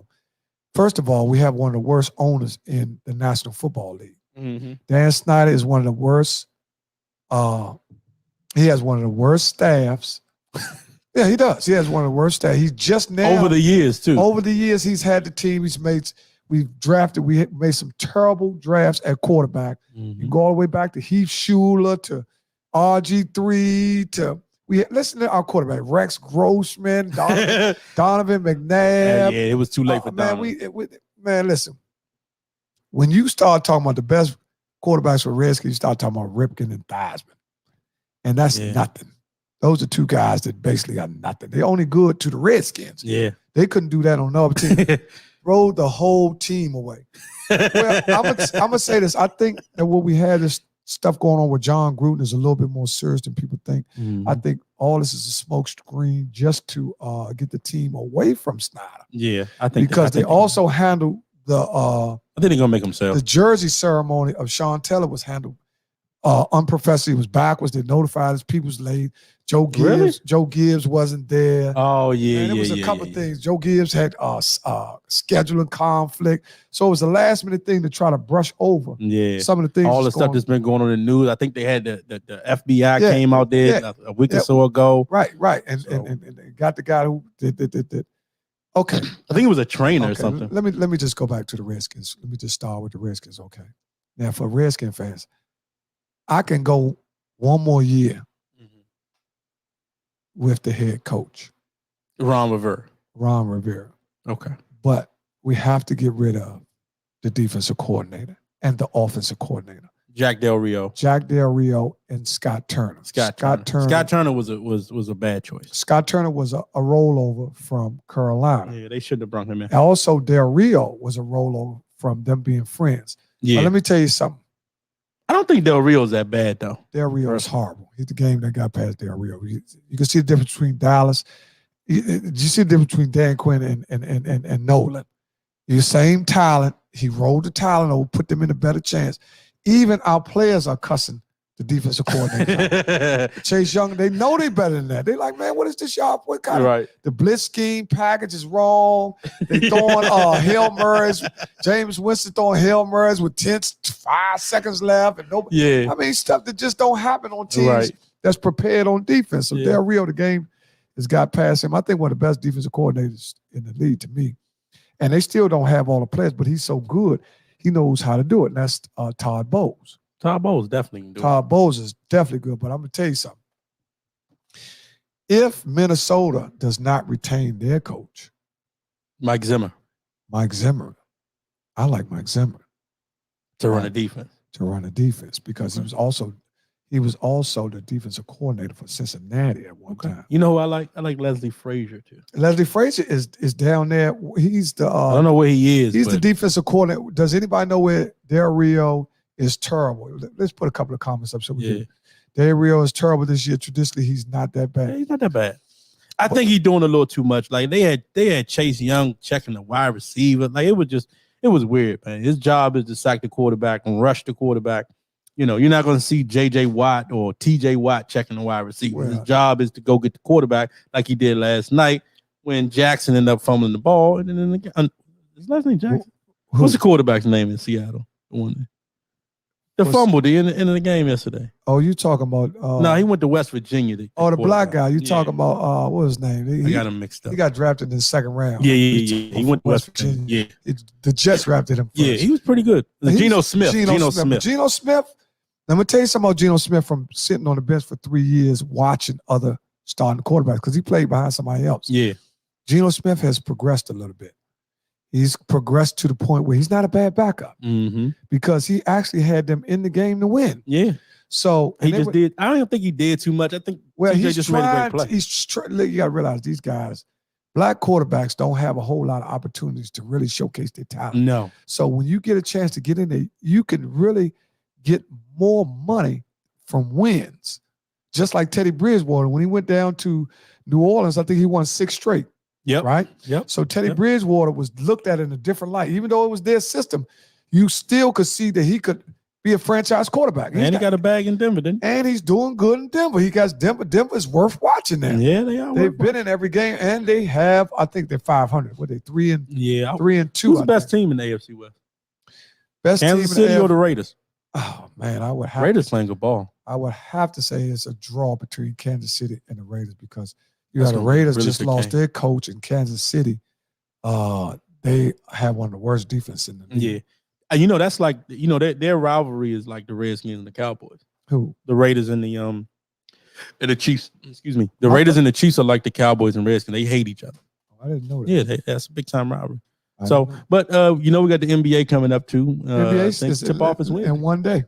Oh, is it tip off tomorrow? Tomorrow. Oh, I thought it was Wednesday. NBA's tip off tomorrow, man. I'm gonna tell you.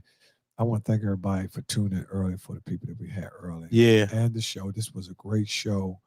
I think we really got a chance for people to get some information that they really needed about cancer because this is Breast Cancer Month. Breast Cancer Awareness Month. Those of y'all that just might be tuning in, we had 2 breast cancer. No, we had 2 cancer survivors. One breast cancer, and my sister had stage 3 cancer. Mm-hmm. So, and I think hers was pancreatic cancer. Yeah. It's serious business in our community. It's a whole lot of people going down. We got a lot going on in our community. Colin Powell died. Yep. Shout out to his family. It ain't about whether you're Democrat or Republican. No. It's about a man's family. Yeah. And he did good. Tonight, this was one of the cleanest shows that we had. Yeah. Well, I didn't use any profanity. I didn't cuss. Yeah. Until Country Earl came. Until Country Earl came on. Then he started talking crazy. So I told y'all Parsons is better. Parsons is better. Parsons is not better than nobody. Parsons still hasn't achieved what Chase Young has achieved. He's a rookie. Yeah, he's a rookie. He's not even the rookie of the year. He's not even rookie of the year yet. Now, who do you think is going to get the rookie of the year on defense? What's going on? Because Ronald Russell, what's up, babe, bro? He's up there in Baltimore. Okay. I'm going to tell you something. Now, if this was Diggs' first year, he would get rookie of the year. Yeah, clearly, easy. Because of his 7 interceptions already. He got more yards and receptions than a lot of wide receivers in the league. Well, he's trying to compare himself to Deon. He need to calm down. Yeah, he definitely need to calm down because Deon don't prime time Deon saying? No, Deon don't need no over the top help. I don't even think he had over the top help. Nah. He was on the island. He was the first island man. Yeah, I think actually that's why he was so good because he didn't need safeties over top him. And the safeties could really zero in on the other side of the field. Right. Because he was man-to-man on the best receiver out there. Yeah. Well, you know, he did get torched a couple times by Jerry Rice. But Jerry Rice is considered one of the best players I heard that, but I never seen that. I heard people say that. Yes. I got the tape. Yeah, well, And I love primetime Deon. I don't know about it. I see sometimes you hear people say stuff, but you never see it. I watch a lot of tape. I never see it. But people just transfer information on that. Man, Prime, I'm with you. I never see him get burned by anybody. You know what? We might got to call primetime up. He down Jackson State. Yeah. We can get him on the show, too. Yeah, he's doing a good job at Jackson State. Yeah, he's doing a real good job. I'm scared now. He also spoke I think he's going to go to a big school, Slink. No, I think he's going to stay where he I hope he stay where he at, because the kids need him. They need him in areas where people can see a person. I swear I hope Deon. Okay, Cedric Bozier. You two guys have great platform. Chemistry is great. I enjoy the commentary. Now it's all ESPN better with. Watch out. Appreciate it, man. You can tell when a dude graduated from high school, man. They put them where he made sure his spell check was on and everything, man. Appreciate you, Sid. Yeah, and want your leg to get better, man, because you out there with Bobby Adams with bad leg. Hey, look, he was in Nipsey's up there like this on the crutch. Yeah, I called him. He got the crutch. I said, man, you better go home, man. He just had major surgery. Okay. And he had ligaments in his knee removed. And all that. Yeah, he had full reconstruction. Well, he still had to get his boogie on, evidently. Well, he really couldn't boogie. He just came out because he came out to get out. Okay. Which sometimes we try to explain to us. And then, man, how to get out, man. And women be like, what y'all want to go out for? Right? And we like, sometimes we just go out just to get out.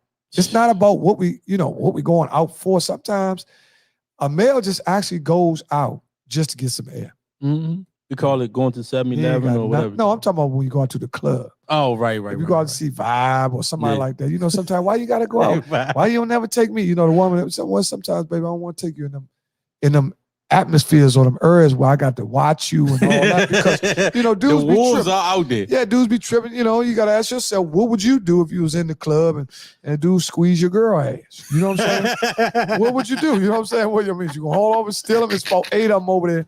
And your girl walk past and dude just palm that motherfucker. Right in the vibe. Damn, shawty, you fat as man. You turn around like, man, what the fuck? What would you do? Yeah, I know what I'm gonna do, motherfucker palm. I'm still a shit out you palm my wife, man. I don't give a fuck how many of them is over there. I mean, motherfucker palm my wife. If she jump, I'm saying, hold up, man, still wop. I'm gonna still, man, they probably whoop the shit out, but I'm gonna get that one off. I'm gonna tell you that. When they grabbed it, he gonna get it. Yeah, he gonna get that. I can two-piece his ass. I got him. I can wop. I know the other one's probably jump on curl. You see, one thing about a black woman, you gotta have a curl game down too. You gotta have Joe. All you trying to, when you go down like that, all you trying to do is keep your teeth in your mouth. Yep. You know what I'm saying? Main thing, don't let them motherfucker kick your teeth. See, I've been stomped before. I don't know about you. No, I've never been stomped. Yeah, I've been stomped before. See, I've been in some fights, back when we were young, and sometimes you don't be on top. You fall, you get down, dudes try to stomp you, and you got to roll. You got to learn all that when you coming up. You got to learn how to roll so they can't get a good kick on you, so you're able to get up. You see what I'm saying? So a lot of times through actual experiences and stuff, you learn stuff on the go. You know what I'm saying? Because when we were young, there was no guns. You didn't bring guns to the go-go. No. You went to the go-go, you rumbled. And sometimes, you're 3-on-5 or 3-on-8 and you had to work 8 dudes and you rumbling or you know what I'm saying? Because it was more about the show than any, really trying to kill a dude. Right. See, we didn't even have that mindset. No. To really malice and kill a dude, you got to have a total different mindset. Yep. Your mindset, well, I'm going to fuck him up. Mm-hmm. Don't get that twisted. But you didn't have a mindset, I'm going to kill him. Right, you know what I'm saying? That wasn't in your mentality. To take a life. Right, to take a life. And once we start getting to the point in our community where we didn't value another man's life that looked like us, that's when we was on the decline. Yeah. Now, my question to the audience is, when did you see our community taking a turn to where taking another life of someone that looked like you actually start, because it started being, to me, I would say the 90s. Yeah, I would say like the end of the 90s. That's when it, like 95, 96, and anywhere between that area. I remember the movies changed because then you had Boys in the Hood, which was Belly. You had Belly. You had the other one, with Minister Society. The dude. Yeah, Minister Society. That one really was the shocker one because you literally was watching. You thought you was watching yourself, in the hood or whatever, in that story. And this, I think that was when it changed. Yeah, you actually. Oh, don't forget you can call in if anybody. Oh, yeah. Don't forget Please you put the number up. You can put the number up 202-316. No, we ain't calling number no more. We got a new number. All right, we got a new number. The new number right there. Call now 202-730-5209. Oh, I'm sorry. Yeah, we moving on up. We got a new number. We got our own. This is the number to the show. So record it because tomorrow live, I will be going live at 12 noon. I gotta find the phone. Letting you know, man, when that power went off. Yeah, we lost a whole lot when that power went off. We kind of like were scrounging around trying to it was crazy. Yeah, it was crazy. And we actually, for the first time since we've been doing the podcast over a year, over 100 episodes, we had a hacker. Man. And we had some disturbing news we got to share with y'all because y'all have been here. We had someone who hacked into the computer and sent some very racial words. We're not going to repeat the words, but we just... I didn't even pull it up for y'all to see, man. Y'all might see it on their live feed. Yeah, you'll see it on the live feed. You'll see it on their live feed, but we're not going to glorify it at all because, we know what we're doing. We know where we're coming from. And sometimes we know there's spirits outside of us that's trying to destroy us. We also know that, but we just kept on pushing because our God-fearing sisters kept the show right on going. Yes, they did. And they continued on. But look, until we got back. We give us a call. Yeah, give us a call. We when ready. Did you think our community, we talking about our community and the uptick in violence, because this is something else that we need to address. And then we're going to get to a relationship question. Okay. So we just waiting on y'all to call. We're just waiting on somebody to call. Give it to them one more time. The number is what?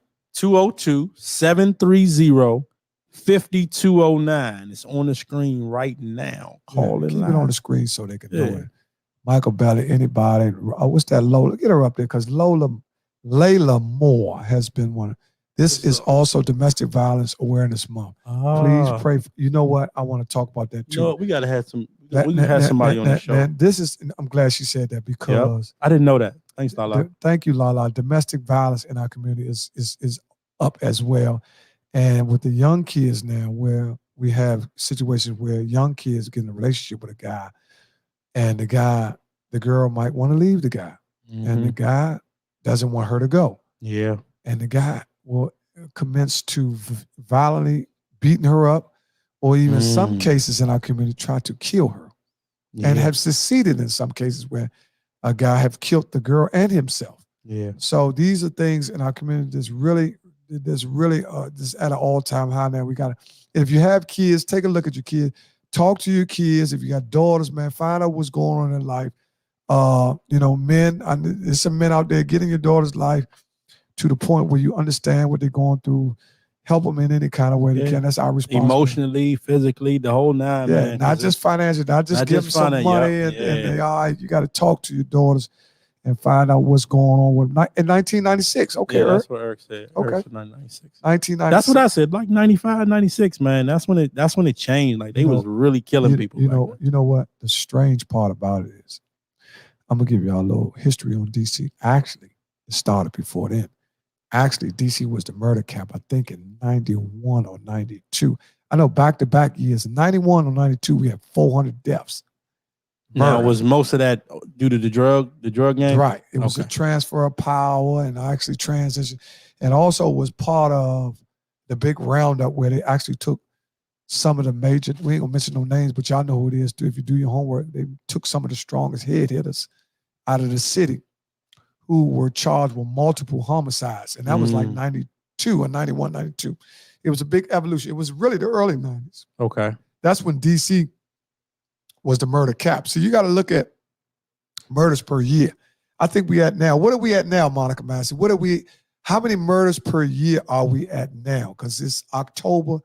I think we have. Are we still up there? I mean, are we still in top 10 or anything like that? No, okay. No. So we didn't clean it up a little bit. Well, we cleaned it up drastically. I mean, even the shootings that we have, they're just random. But the murders are down significantly from when we were the murder cap. Okay. Then we had 400 murders at one time in DC. 400. Now that had to been. That was like almost. Like you can't even walk down the street. Like 30 a month, something like that. 30 something a month. So now was this sprinkled all over the DC? There was DC strictly. It just DC. wasn't like one area. No, all over DC. Over there. They don't do it. Well, they didn't have they didn't break it down into intricate increments. of certain areas. They were just saying that in D.C. at that time, they had. I think D.C. ain't even that big. Yeah. Okay. 1991. Okay, that's 482 murders. That's when we would have murdered. I told you. I remember it was 1991. We would have murdered cap. Now, if you go to how many murders? See, a lot of people. It's more shootings now, random shootings now, where we have just we lost so many people back then in between 90. Can you imagine that 400? Okay, right now we are 172. Okay. Yeah. So we're coming up in those days. Okay. All right. Right now we're at 172. That's 310 less, so that's pretty good. Right. Than it was in 1991. But what you got to realize that because of gentrification, the numbers look almost identical because we're at less population in the city now. So 176 to 47% is almost like 400. So we're talking about 30 years ago too. In 91. Yeah, that's 30 years. 30 years ago. So we actually killed people more. It was more homicides in 1991 than 2021. You know what I wonder? How many people now are using more drugs, or the kids are now using more drugs? Well, I think right now what marijuana. Actually, I'm gonna tell you something. A lot of people might not agree with me, but I think legalizing marijuana. I'm not gonna say it is a problem, but it is a difference. Okay. Between you think it calm people down, or no? I think what it's doing is it's getting to people who aren't able to actually understand themselves or which way they want to go with their careers first. I think it's attacking our young, because if you're 35 years old, you smoke marijuana, you got your career set, you pretty much can handle that. Okay. But if you're 17 or 16 and you don't understand who you are, you don't understand what you want to become, what you want to be, and you start smoking at a heavy rate, what you do is you create more confusion in your mind to what you want to be. It just, it's different now. And then they got a designer weed now. They got what they call the Zaza. So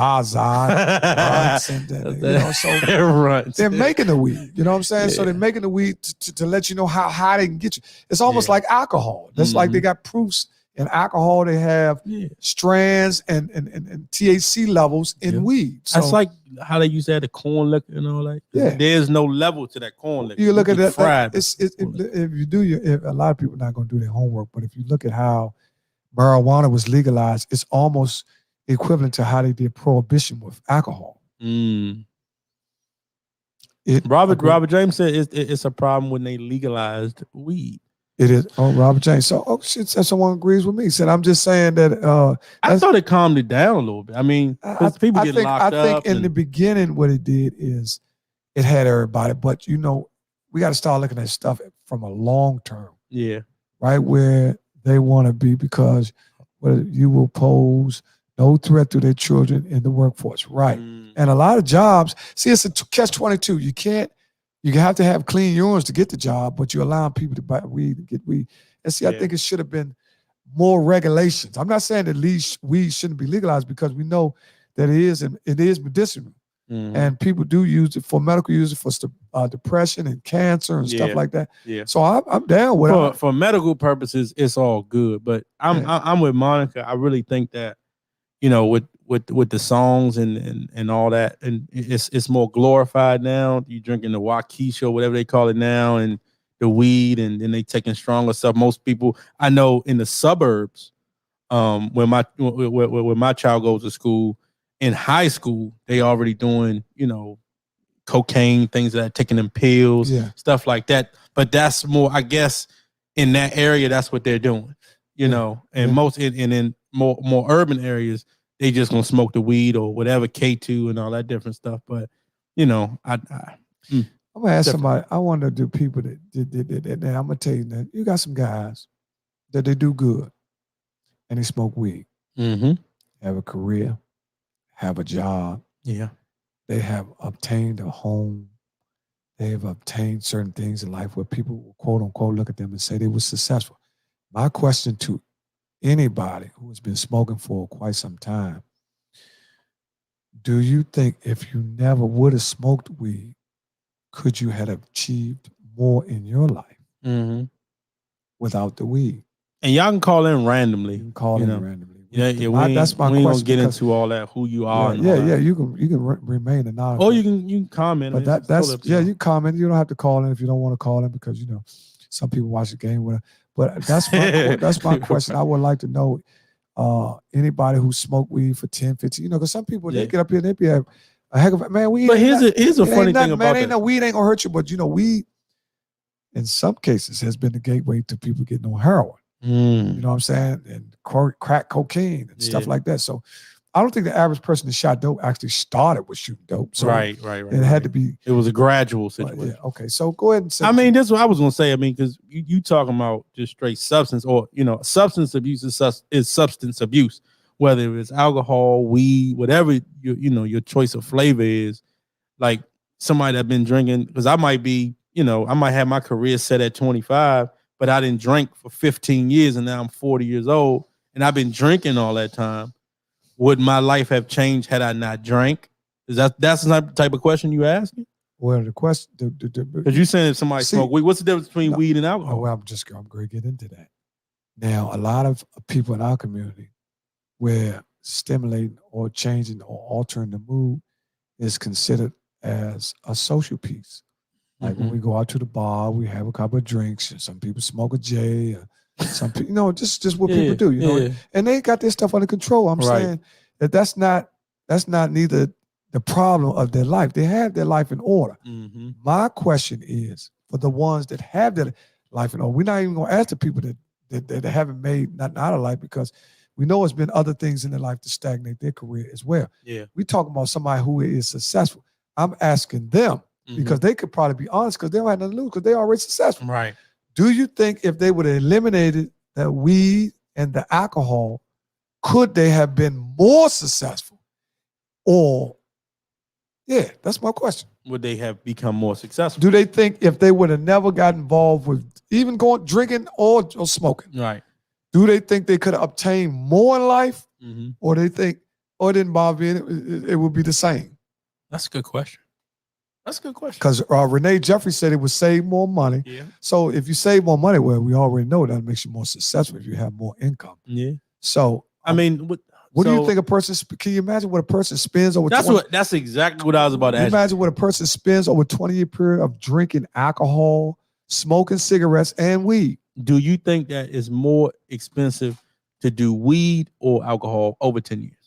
I think. Well, I guess it's all about alcohol, consumption. I think alcohol is because I think a person would drink. But I can't really say because some people don't drink that much; they smoke more. Some people wake up and smoke and got a good job. Then some people work for NASA. Some people wake up and be shaking. They got to get a drink. That's true too. So you guys, the same thing. Alcohol, substance abuse is substance. We need to have a show on substance. You got abuse. some people will get on here, man, and will argue down. Weed is not as bad as alcohol. Yeah, I've heard that. And some people that drink alcohol say, "Man, you crazy! I would never smoke no weed. I just take a little drink." You know what I'm saying? But define success experiences is one thing. They may look it, but when you peel the layers, they might not be. Yeah, that's a good answer, Mom. That's a great answer. I mean, I don't know. They both the same to me.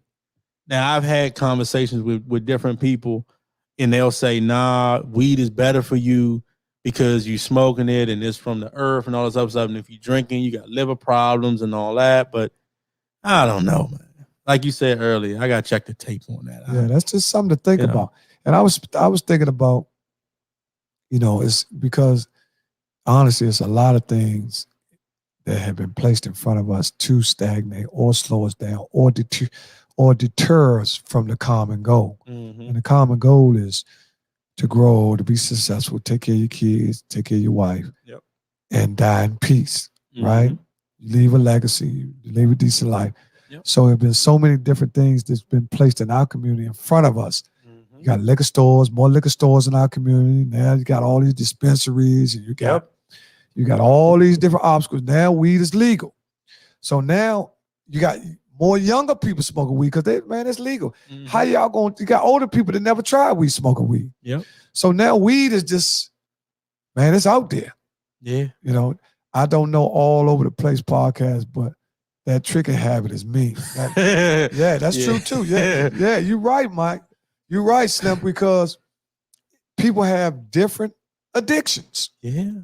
It's different strokes with different folks, man. Right. It's different. I personally believe we will open doors to other drugs, the drug use. Okay. Yeah, that's what you said. Like if you start with weed, you might get to the heroin. It's a gateway. When you start smoking both, because when we came up, weed was probably the first thing we tried. Along with alcohol, we would sneak out, go get a 6-pack, put in $2, go to the same liquor store. That's what, because 6-pack probably like $2.65 back then. Wow. Yeah, we're drinking Coke 45, and that's when you're going through adolescence. Yeah.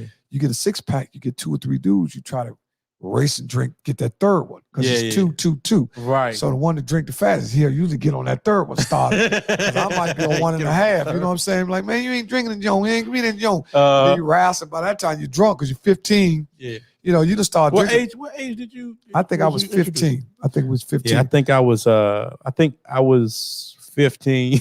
And I ain't gonna put their names out there. But when we used to go to the homecomings at high school homecomings, we put up, Hennessy or something like that, and we just drink it and go in the party. Oh, we didn't drink.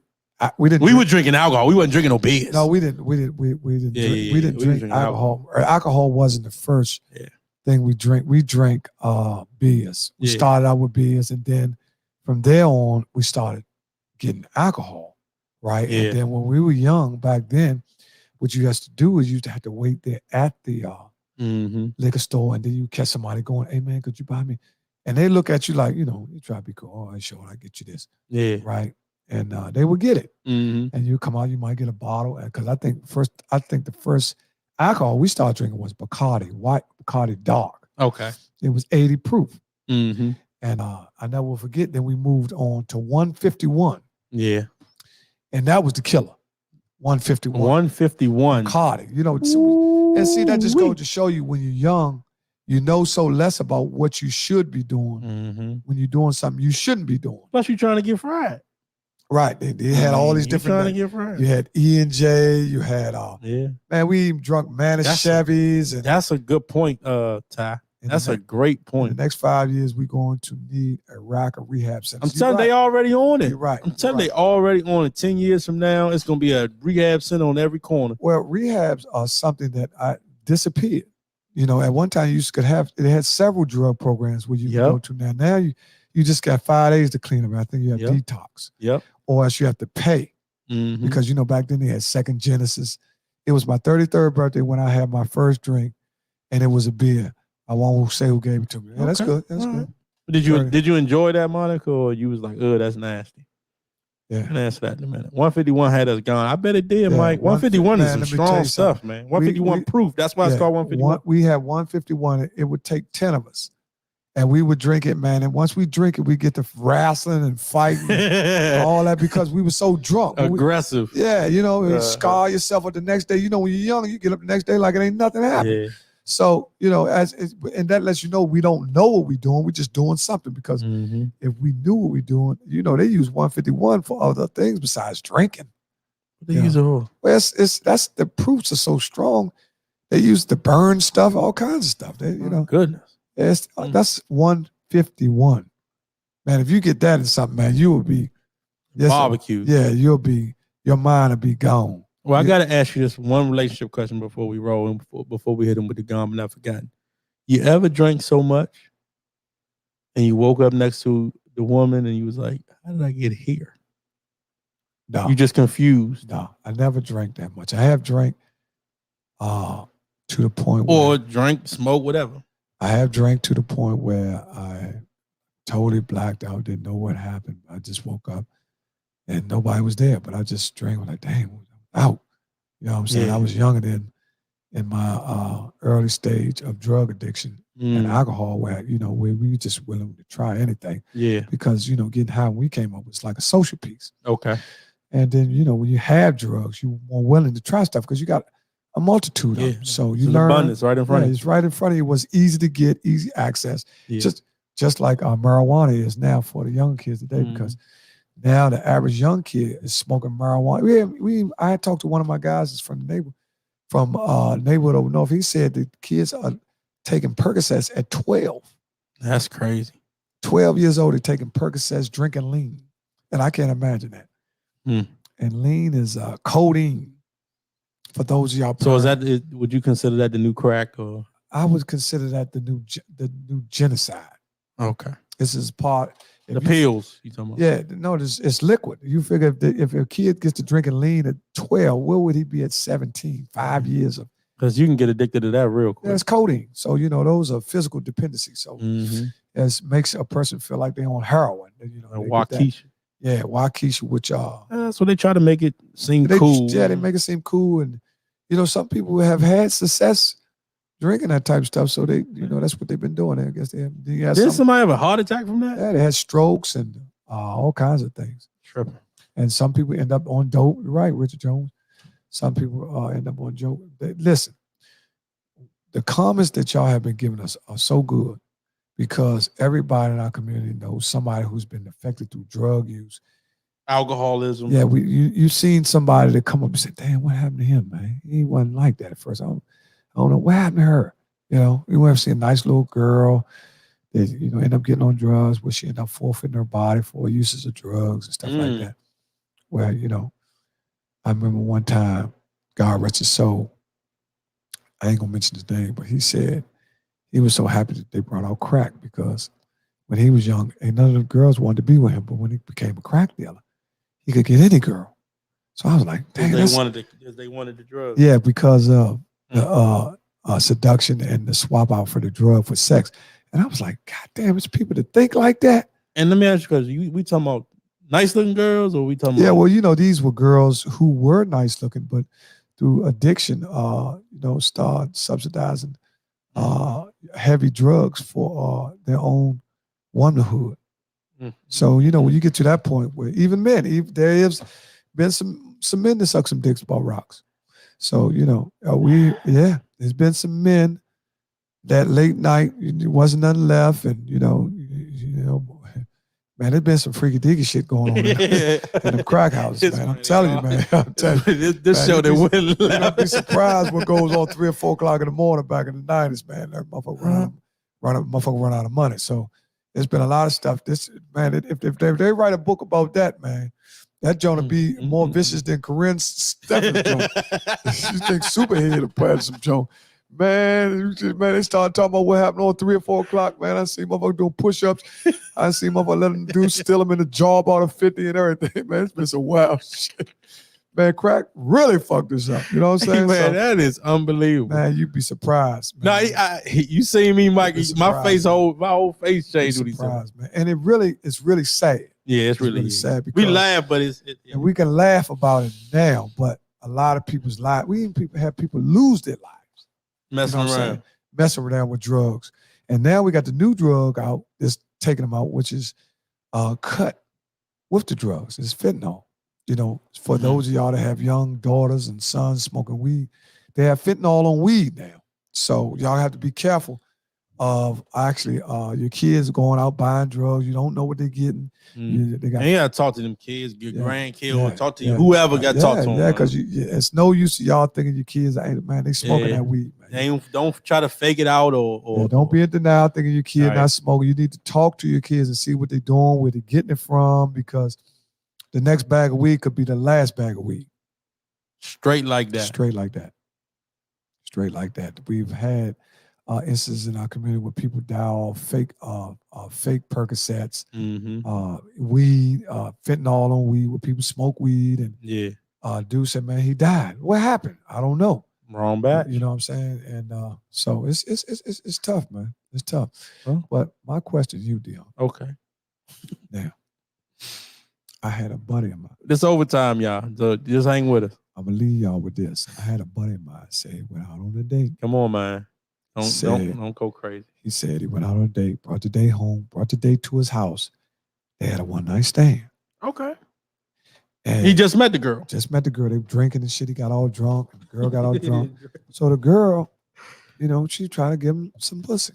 So he went on took the pussy. So the girl was getting he went on and took it. She was getting on top of his junk from the front, right? And he was like, move your hand. She's like, no, I like to play with my pussy while Right. While riding your joint.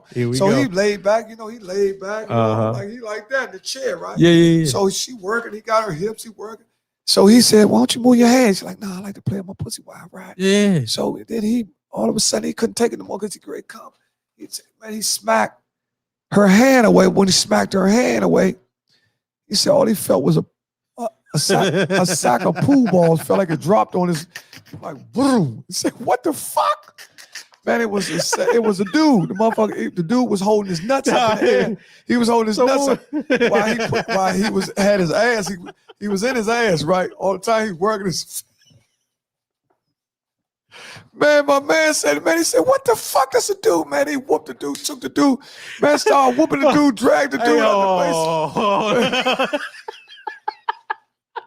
Man, they ready to lock my man up, man. My man took the dude out front, whooped the dude up like that. So man, hold on. Man, Time out. All the time.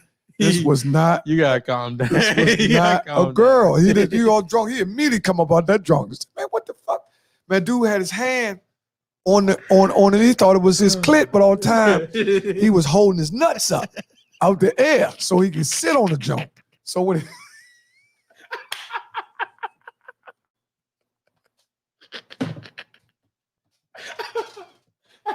Hey, you know what? Hey, look, man, I'm gonna leave y'all with that, man. We gonna roll with that, man. We gonna win over time. That was the joke of the night, man. Listen, man. Man, listen. Hey, man, I'm done. Man, done, gone but not forgotten. Yeah, Give y'all quick, gone but not forgotten. Give him a quick one, man. I gotta go on that. Yeah, we gotta go. He said he did what? Huh? My man He was working the hips and all. Man, he was working the hips. He working the joint. He working the joint. He said, move your hand. He smacked the hand. But he had his hand right here. So he smacked the hand. A motherfucking set of pool balls fell on him. He said, what the fuck was that? Dropped a sack of potatoes on his motherfucking hand. Man, gone but not forgotten, man. Timothy Dale Williams, man. All right, man. My bad, y'all. Gone but not forgotten. My uncle, man. It's man. Louis Dwell, Steve Strange, man. Man, gone but not forgotten. Marianne McCrae. Yes, indeed. My mom's. Yeah. Gone but not forgotten. Dolores Burnett, my grandmother. She actually died of cancer. So breast cancer. So yeah, even though we did have the breast cancer survivors on the night. Oh, yeah, Roxanne, we could have got you. I didn't know. See, that's another thing. Y'all got to let us know. We are so happy. 6 years. That's great, Roxanne. I am so happy for you. I'm glad you seen the show earlier. We just put a little comedy in there late just to give some of our listeners what they want. But this was a great show. Look at Michael Bettany, man. Did he kiss him? I don't know all that. I don't know if he kissed him and all that. Yeah. But he sure told me, man, that the Jones dropped. The sack dropped on him. He was holding his sack up. Because I'm going to tell y'all something. This is some of the stuff. He felt like he said a sack of pool balls fell on his ass. Because, them Jones drop right on, boom. Man, listen, man, we go. Give him some music, man. All right. Give him a little music, man. Listen, man, gone but not forgotten. Aunt McLean, gone but not forgotten. Helen Hunter, my cousin from New York, original. Okay. Man, give him a little music, man. Man, thank y'all for sharing. Thank y'all for showing up. Please share the show. Let everybody know that y'all have been listening to All Over the Place podcast. We'll be back Thursday. We got something going on again Thursday. Yeah. We got a guest for Thursday. Got a good guest. I ain't gonna tell him. Look, check the flyer. Yeah, here we go. Hold on. That don't sound right. Yeah, ain't connected. Well, you know what? We going out to our man M Tanner. Yeah, we go out to town. Still strong cause I push. Love y'all. Love y'all, man. Y'all have a good night. We'll see y'all Thursday, man. And we will have a we got a guest coming. We got to do a domestic violence because we got to do something with that too. Yeah, no question.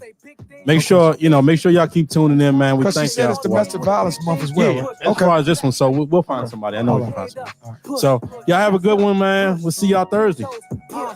Came in the game just to murder something. Put it on lock like a burglar coming. Sleeping on me, that's a bad dream. Then you wake up and